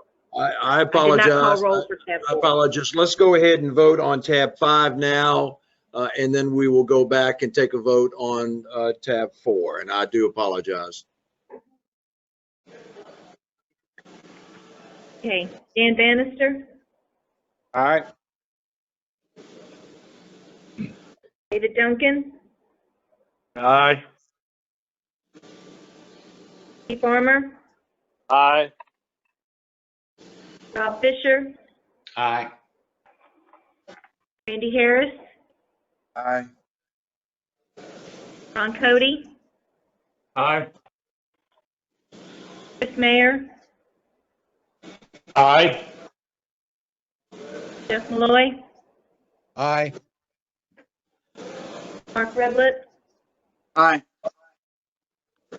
Peter Sagaffi, Aye. Maurice Slaughter, Aye. John Sullivan, Aye. Andrew Wiley, Aye. Rick Holcomb. Aye. Unanimous. Okay, that matter carries. Mr. Chair, we'll go back to tab 4. And we have a motion that's been made and properly second. So Madam Clerk, please call the roll. Say aye if you agree, nay if you disagree. Dan Bannister, Aye. David Duncan, Aye. Steve Farmer, Aye. Rob Fisher, Aye. Randy Harris, Aye. Ron Cody, Aye. Chris Mayer, Aye. Jeff Malloy, Aye. Mark Redlet, Aye. Peter Sagaffi, Aye. Maurice Slaughter, Aye. John Sullivan, Aye. Andrew Wiley, Aye. Rick Holcomb. Aye. Unanimous. Thank you.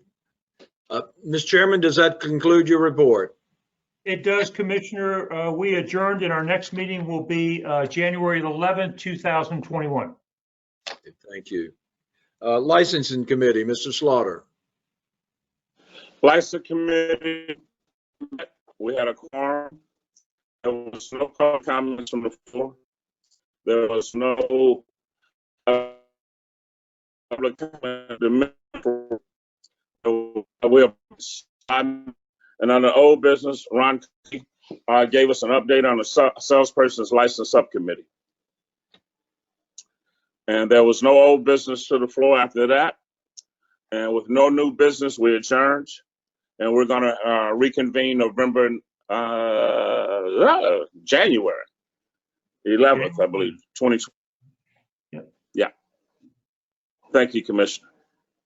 Thank you, Mr. Chairman. And also, I want to thank the chair. I want to thank Mr. Cody and as well as our executive director on your kind remarks on DMV and how we have partnered very well with the dealer board to provide some testing capabilities up at the Sterling office.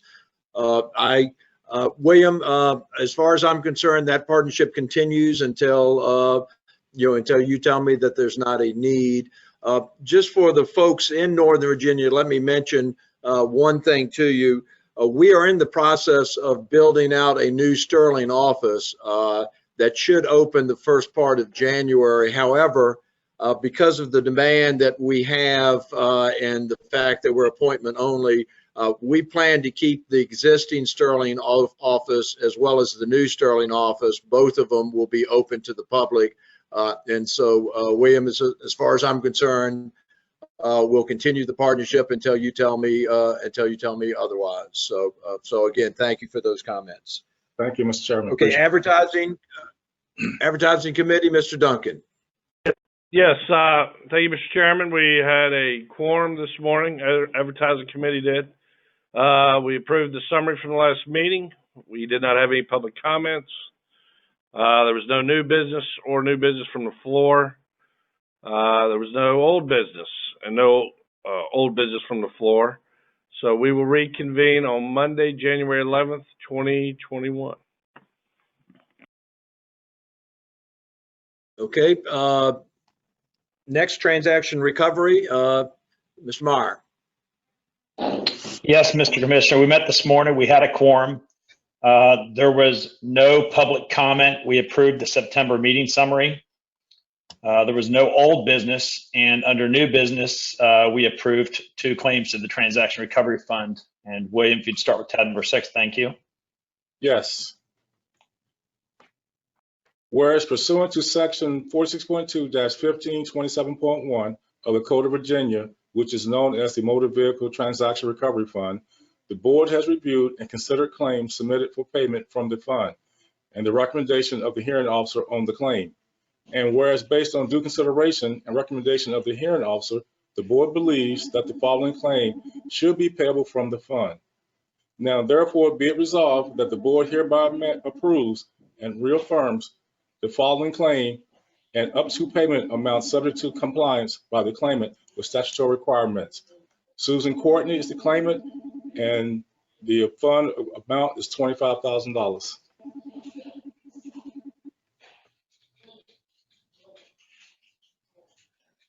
Okay, Mr. Chairman, is that your motion to approve? Yes, sir. Yes, sir. That is our motion under tab 6. I'll second. Okay, is there a second? I will. Okay, Rob Fisher, seconds. Discussion. Okay, Madam Clerk, please call the roll. If you're in favor, say aye. If you oppose, say nay. Madam Clerk. Dan Bannister, Aye. David Duncan, Aye. Steve Farmer, Aye. Rob Fisher, Aye. Randy Harris, Aye. Ron Cody, Aye. Chris Mayer, Aye. Jeff Malloy, Aye. Mark Riblett, Aye. Senior Sagasi, Aye. Maurice Slaughter, Aye. John Sullivan, Aye. Andrew Wiley, Aye. Rick Holcomb. Aye. Unanimous. Okay, the matter carries. Mr. Chairman, next matter. Next matter is a claim under tab 6 or tab 7, Stephanie Roberts versus Express Cars. William? Whereas pursuant to section 46.2-1527.1 of the Code of Virginia, which is known as the Motor Vehicle Transaction Recovery Fund, the board has reviewed and considered a claim submitted for payment from the fund and the recommendation of the hearing officer on the claim. And whereas based on due consideration and recommendation of the hearing officer, the board believes that the following claim should be payable from the fund.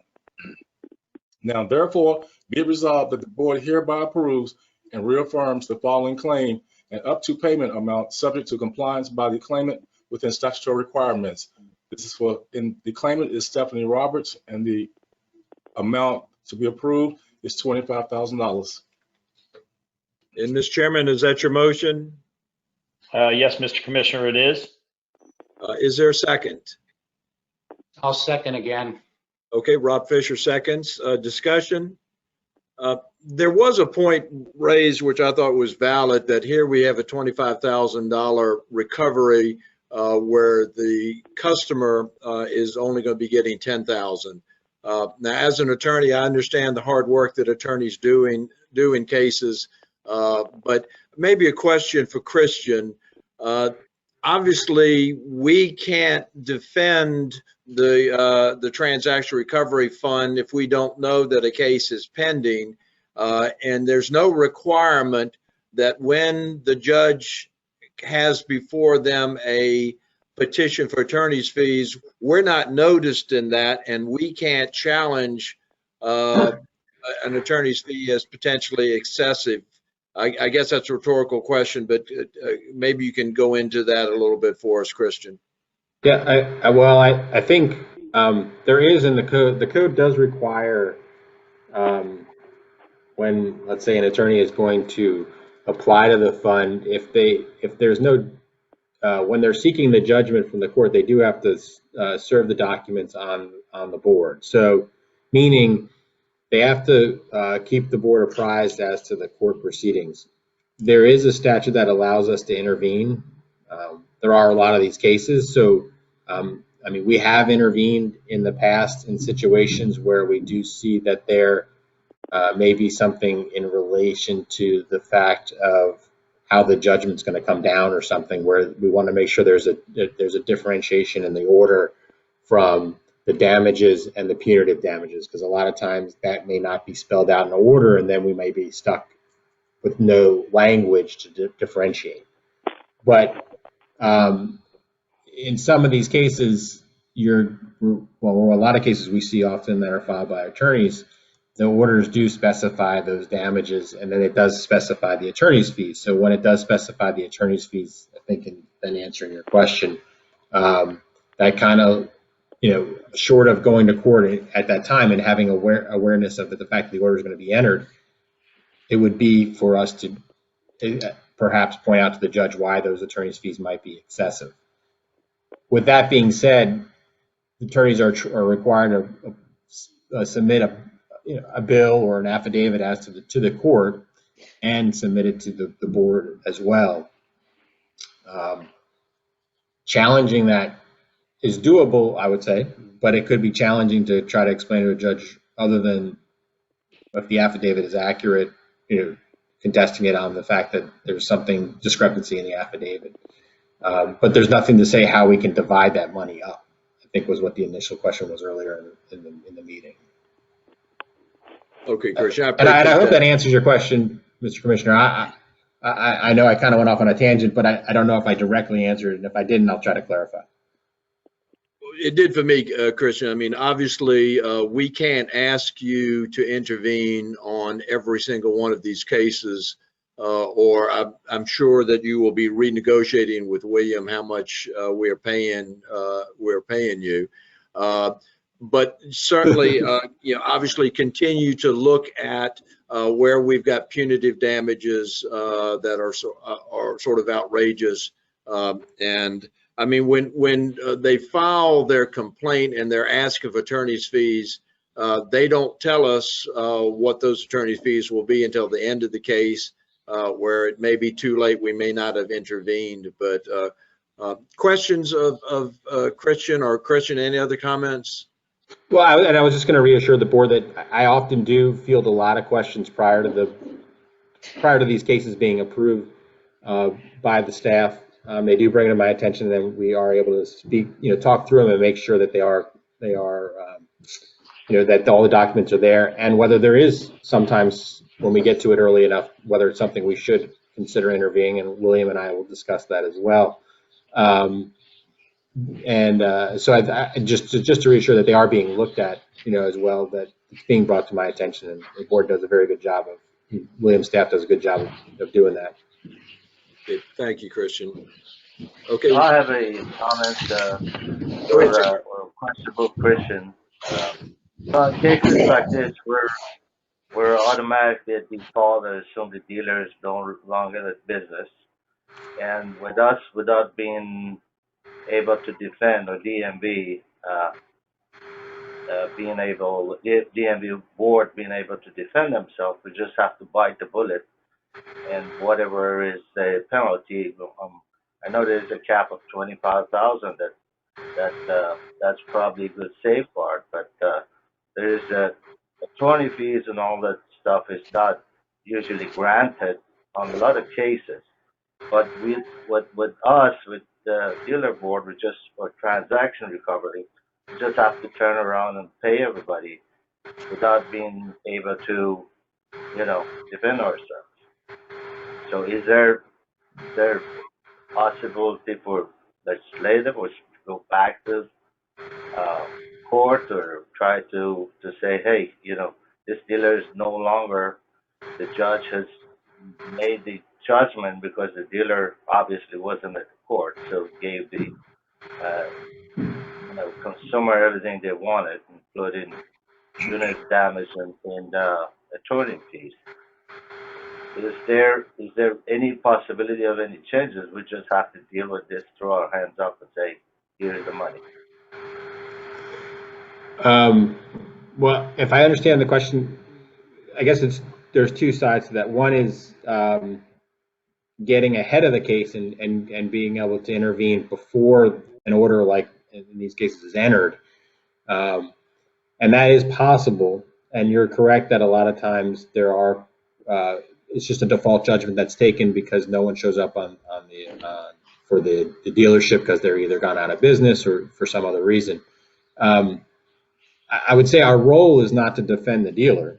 So if the dealer doesn't show up, we're somewhat hard pressed to contest 100% of the evidence being put on by the customer or the consumer and their attorney, because we have no, it's not our job to defend the dealer, but two, the dealer's not there to present evidence on their behalf. So I'm not sure in a lot of those cases where we could present evidence that would be viable and really our role.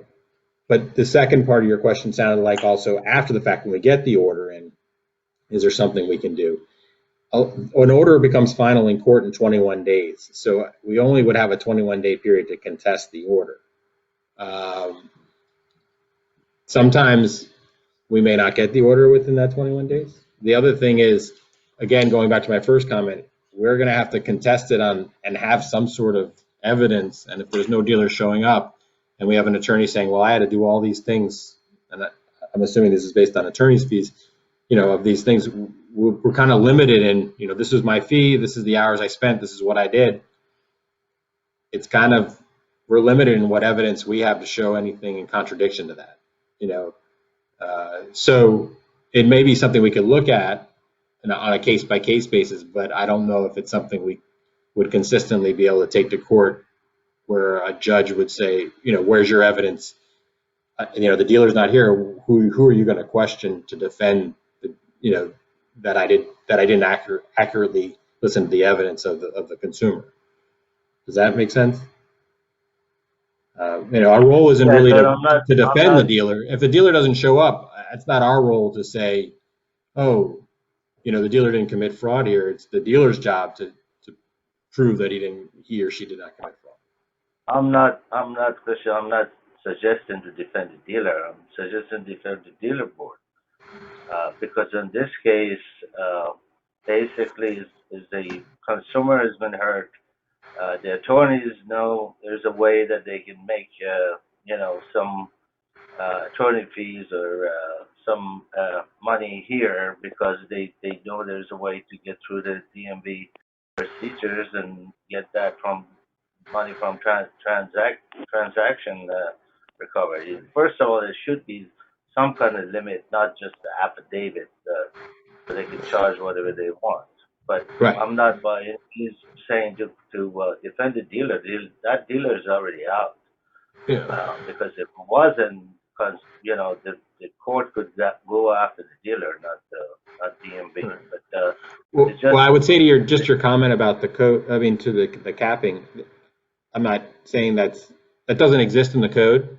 It would take a legislative change to the statute that speaks to attorney's fees. It only speaks to submitting an affidavit, submitting the evidence to the board and the court agreeing to it. So there's no language in there that says, they do cap the amount the fund is going to pay, but it doesn't cap the amount that can be paid to an attorney. And that may be something, I'm not advising the board to do this, but that would be something the board would have to discuss on whether they want to look into a legislative change to address that issue as to attorney's fees, which could be placed in. This was the same attorney on the last two cases? I believe so. I believe so. Statistically, how is that possible in the state? I'm sure he's a consumer advocate.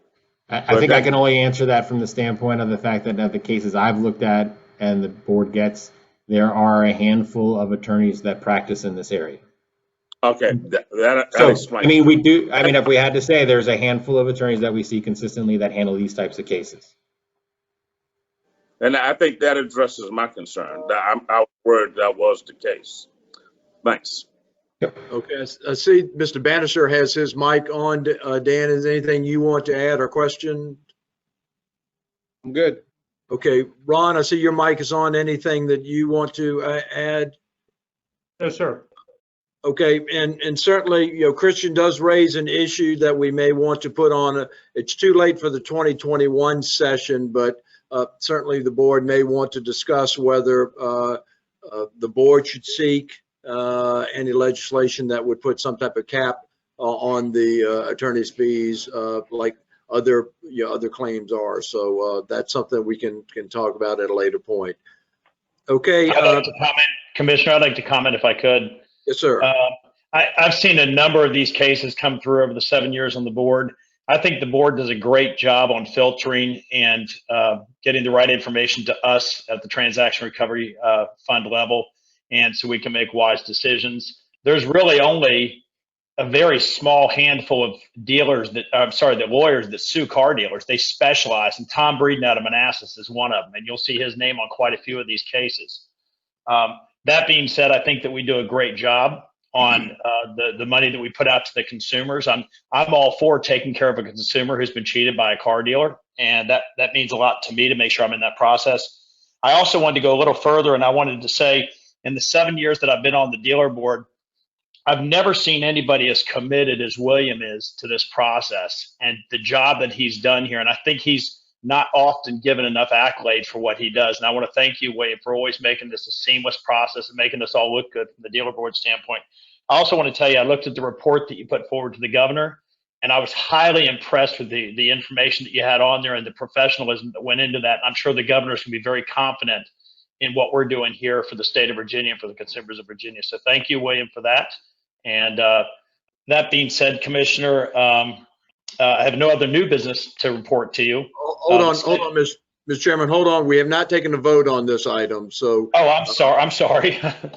Madam Clerk, if you would call the roll. If you're in favor of the recommendation, please vote yes. If you're opposed, vote no. Madam Clerk. Dan Bannister, Aye. David Duncan, Aye. Steve Farmer, Aye. Bob Fisher, Aye. Andy Harris, Aye. Ron Cody, Aye. Chris Mayer, Aye. Jeff Malloy,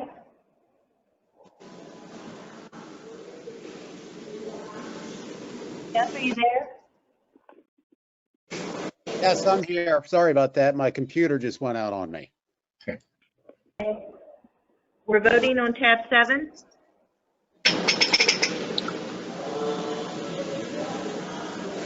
Jeff, is that an aye? Yes. Mark Riblett, Aye. Steve Coffey, Aye. Maurice Slaughter, Aye. Don Sullivan, Aye. Andrew Wiley, Aye. and Rick Holcomb. Aye. Unanimous. Okay, Madam Chair, Mr. Chairman, does that conclude your report? Chris, you need to unmute yourself. That does conclude my report, Mr. Chairman, and our next meeting will be January 11th, 2021 for the transaction recovery. Great, thanks, Chris. Okay, old business. Is there any old business from the floor? Okay, new business. William, and hopefully you've got it in front of me. I don't. I know the governor appointed the 3 new members who we introduced earlier, but he also reappointed some members as well. Do you have that list, or can you grab that list and just recognize the board members who have been reappointed? Yes, I can. Give me a second. I do have it here.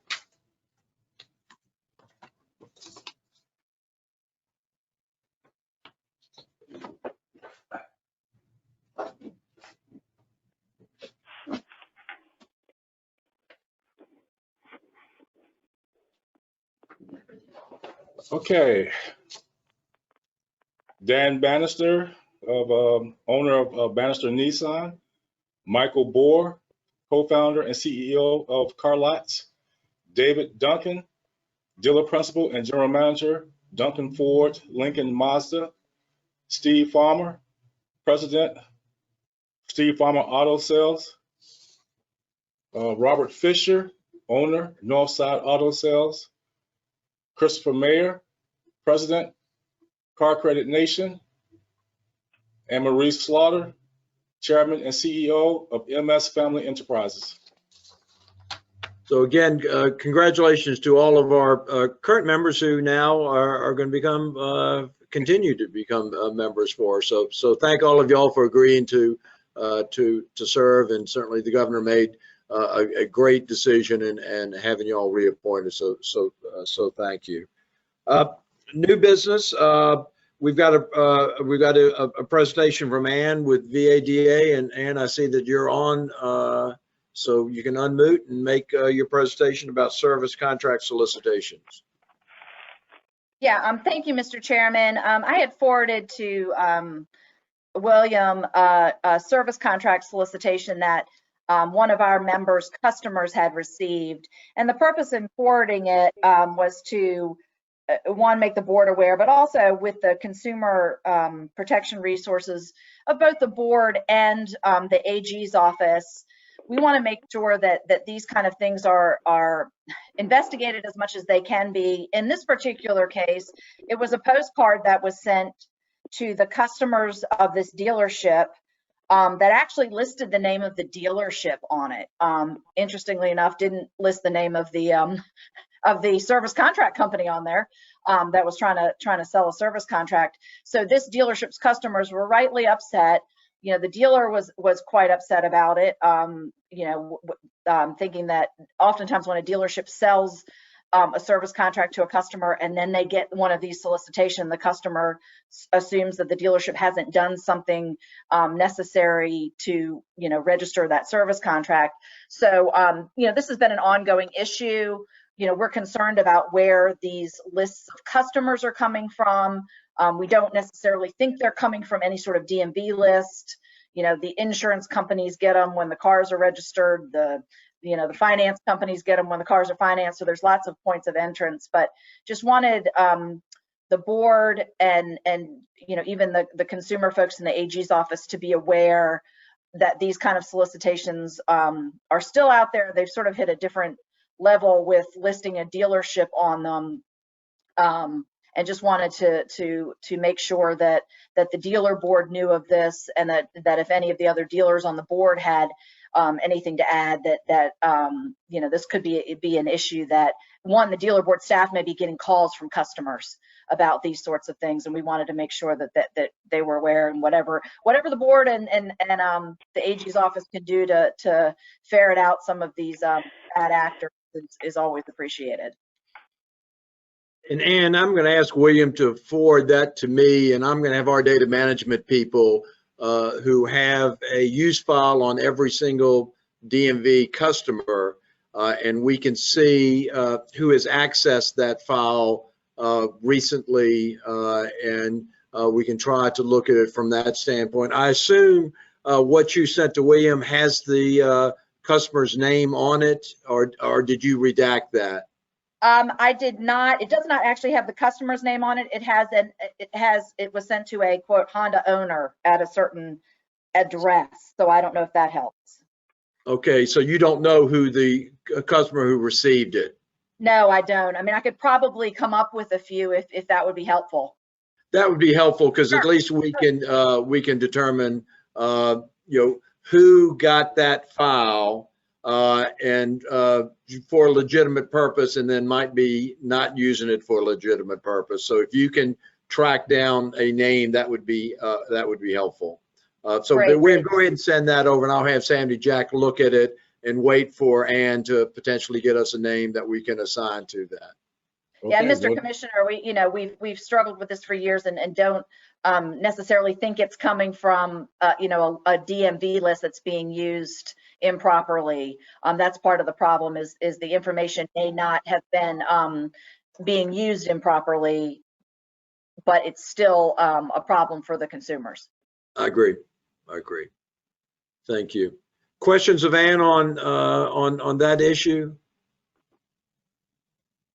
Okay, Ann, while your mic is live, normally at this time, and I know nothing is normal nowadays with everything that's going on, and certainly we saw the General Assembly during the special session was all virtual and remote, but has the VADA, and Peter, I'm gonna, at least Pete was on, I see that Pete is still on. I'll ask whether the ADA or the VIADA has any proposed legislation that they might that we might see in the January 2021 session. So, Ann. Mr. Chairman, we are looking at a franchise issue that wouldn't impact the board at all directly. Nothing on the licensing side, but we're still finalizing what we may seek to do.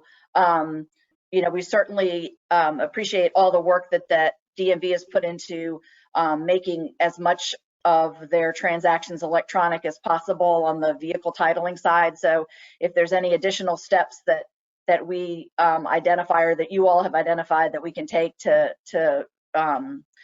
increase the functionality of the online dealers system, we'd be glad to work on those sorts of things. But right now, nothing earth shattering.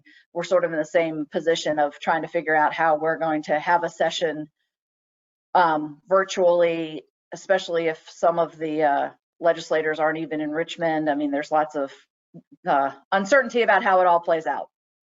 Yeah, I couldn't agree with you more, Ann. It's just not sure how we get it done under the current circumstances. Pete, any proposals coming out of the VIADA that the board would be interested in?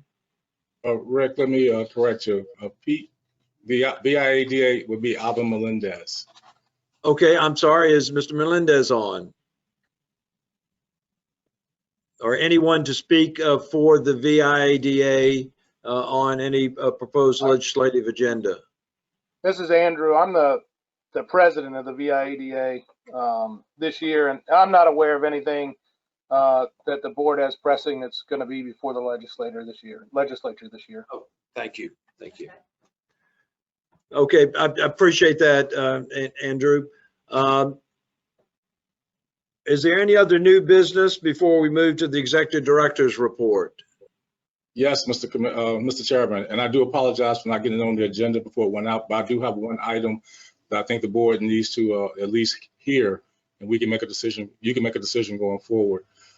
As you may be aware, 3 years ago, 2018, the contract for the 2-day dealer operator in-person course was shared with the Virginia Community College System and the VIADA. In 2018, the partnership dissolved, and the 2-day dealer operator course became the main responsibility of the VIADA. At the time of the signing of the contract, we signed that contract for 3 years to expire tentatively in June of 2021, which is fast approaching. Now that we're in November, if the board is going to allow others to, I guess, have the opportunity to participate for that contract, then we need to, I guess, discuss that in the next 2 meetings so that those who may be interested will have time to put their, I guess, their presentations or packages together, and so the board can entertain it and decide what we're going to do. So for the most part, we gave it to the VIADA for 3 years exclusively, and now that that the time is up, what is the board's favor moving forward with it? And the contract again expires in June of 2021, and we can, I'm pretty sure, extend the contract as needed to give the board time to go through this process as it sees fit and to do this process right. William, just a question, and certainly please feel free to rely on our procurement shop over here. I know Christian will advise us from a legal standpoint, but are we at the point that we need to do an RFP for proposals? We sort of did a sole source last time, and I'm just wondering if from a procurement standpoint, it would be more appropriate for us to do an RFP. And again, Christian, I'm not going to ask you to comment on that from a legal standpoint, but can you maybe spend some time with our procurement folks, William, and talk about whether it would be appropriate to actually put this out on the street as a proposal? I think I can do that, Rick. I guess I was operating, we operated last time, we operated off the board's authority to do such, since it was part of an educational process, that the board had the authority to do such. So I just want to make sure that we're clear moving forth, and if it's not required, then it's fine, but if it is required, I don't have a problem working with the procurement office to do such. Okay, and so again, I'm just going to ask William and Christian and some input from our procurement folks to crystallize that for me. If everyone's comfortable that we can go the way we did the last time, that's fine. But I just want to make sure that we're dotting our I's and crossing our T's on this. So I appreciate that, William. All right, so the January meeting, got it. Good. Okay,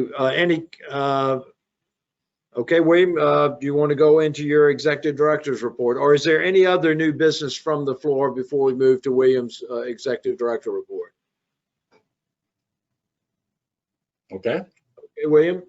All right, my report is just to update the board on some, I guess, actions or processes that we are changing.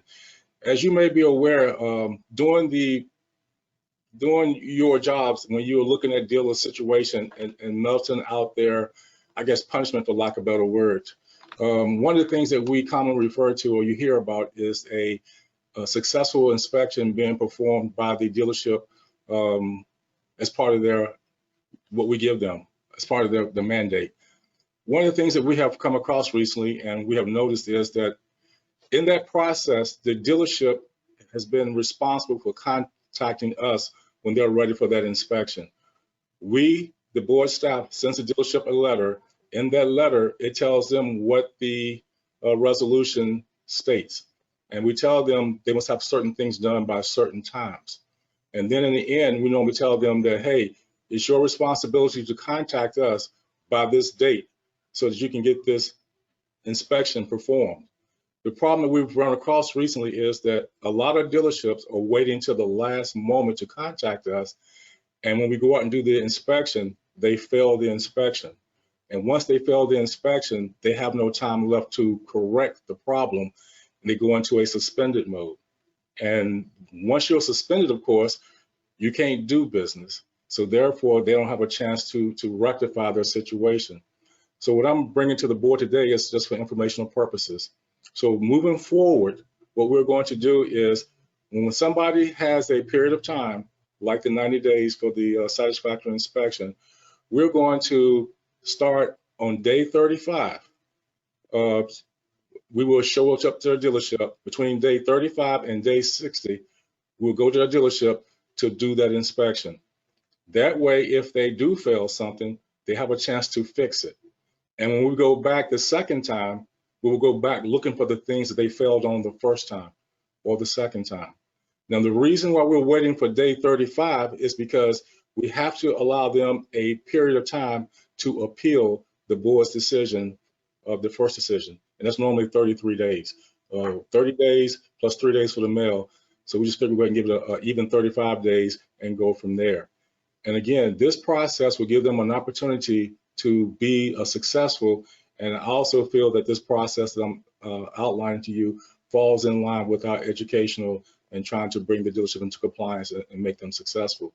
But at the same time, when they come to you and they have not been able to be successful, then you would know that we've made multiple attempts in that time period to bring them up to speed, and they have failed to achieve that. So that's just information for the board in terms of what you can expect going forward. Now, the people who we have dealt with in the past who did not meet that requirement, we have given them the benefit of the doubt to put them back in business. And what we'll do is go back later to do a random inspection to see where they are. But going forth, this process I'm describing to you now should be sufficient and should be able to address the concerns and issues that you as a board have put out there. And as far as my staff, what they need to do to get their jobs done. And when it comes to the board, without any doubt, we would know that, hey, you had sufficient time We came and saw you before your expiration date, if not once, at least multiple times. And even then, you were not able to come into compliance. Good presentation. Questions of William on any of that? Okay, William, anything else to report? No, sir, that's it. That's it. And thank you. And as always, thank the board members who have been working with us on outside the meetings on these various committees. And I see we have another committee to form and get in place. So looking forward to that. And thank you, Mr. Chairman, for your job leading the board. Appreciate it. And William and one other board member mentioned this, and I just want to concur. I thought your report to the governor was very well done, very detailed, and makes me proud of all the hard work you and your staff are doing. So I can't remember who mentioned what a fine report that was, but I concur with them. Just one other matter, just for calendaring. The General Assembly has now put in place an additional state holiday. I think you saw last week that now Election Day is a holiday. It's not a net gain because it was placed as a state holiday in lieu of the Lee Jackson Day, which normally was the Friday before Martin Luther King Day. So that holiday is no longer being celebrated, and in exchange for that, Election Day is a state holiday. Also, Juneteenth, which is June 19th, will be a state holiday as well. So just you may want to put those on your calendar because you will not have your dealer board in action on those two dates, in addition to the other state and federal holidays. So, is there any other issues to come before the board? Ron says let's adjourn before he's assigned another subcommittee. So I will take I will say that we stand adjourned without objections. And thanks everyone, and we'll see you. William, January, what is the board meeting? January 11th. We'll see everyone back with your smiling faces on January the 11th. Thanks everyone for participating today. Thank you. Have a great holiday. Have a great day. Thank you.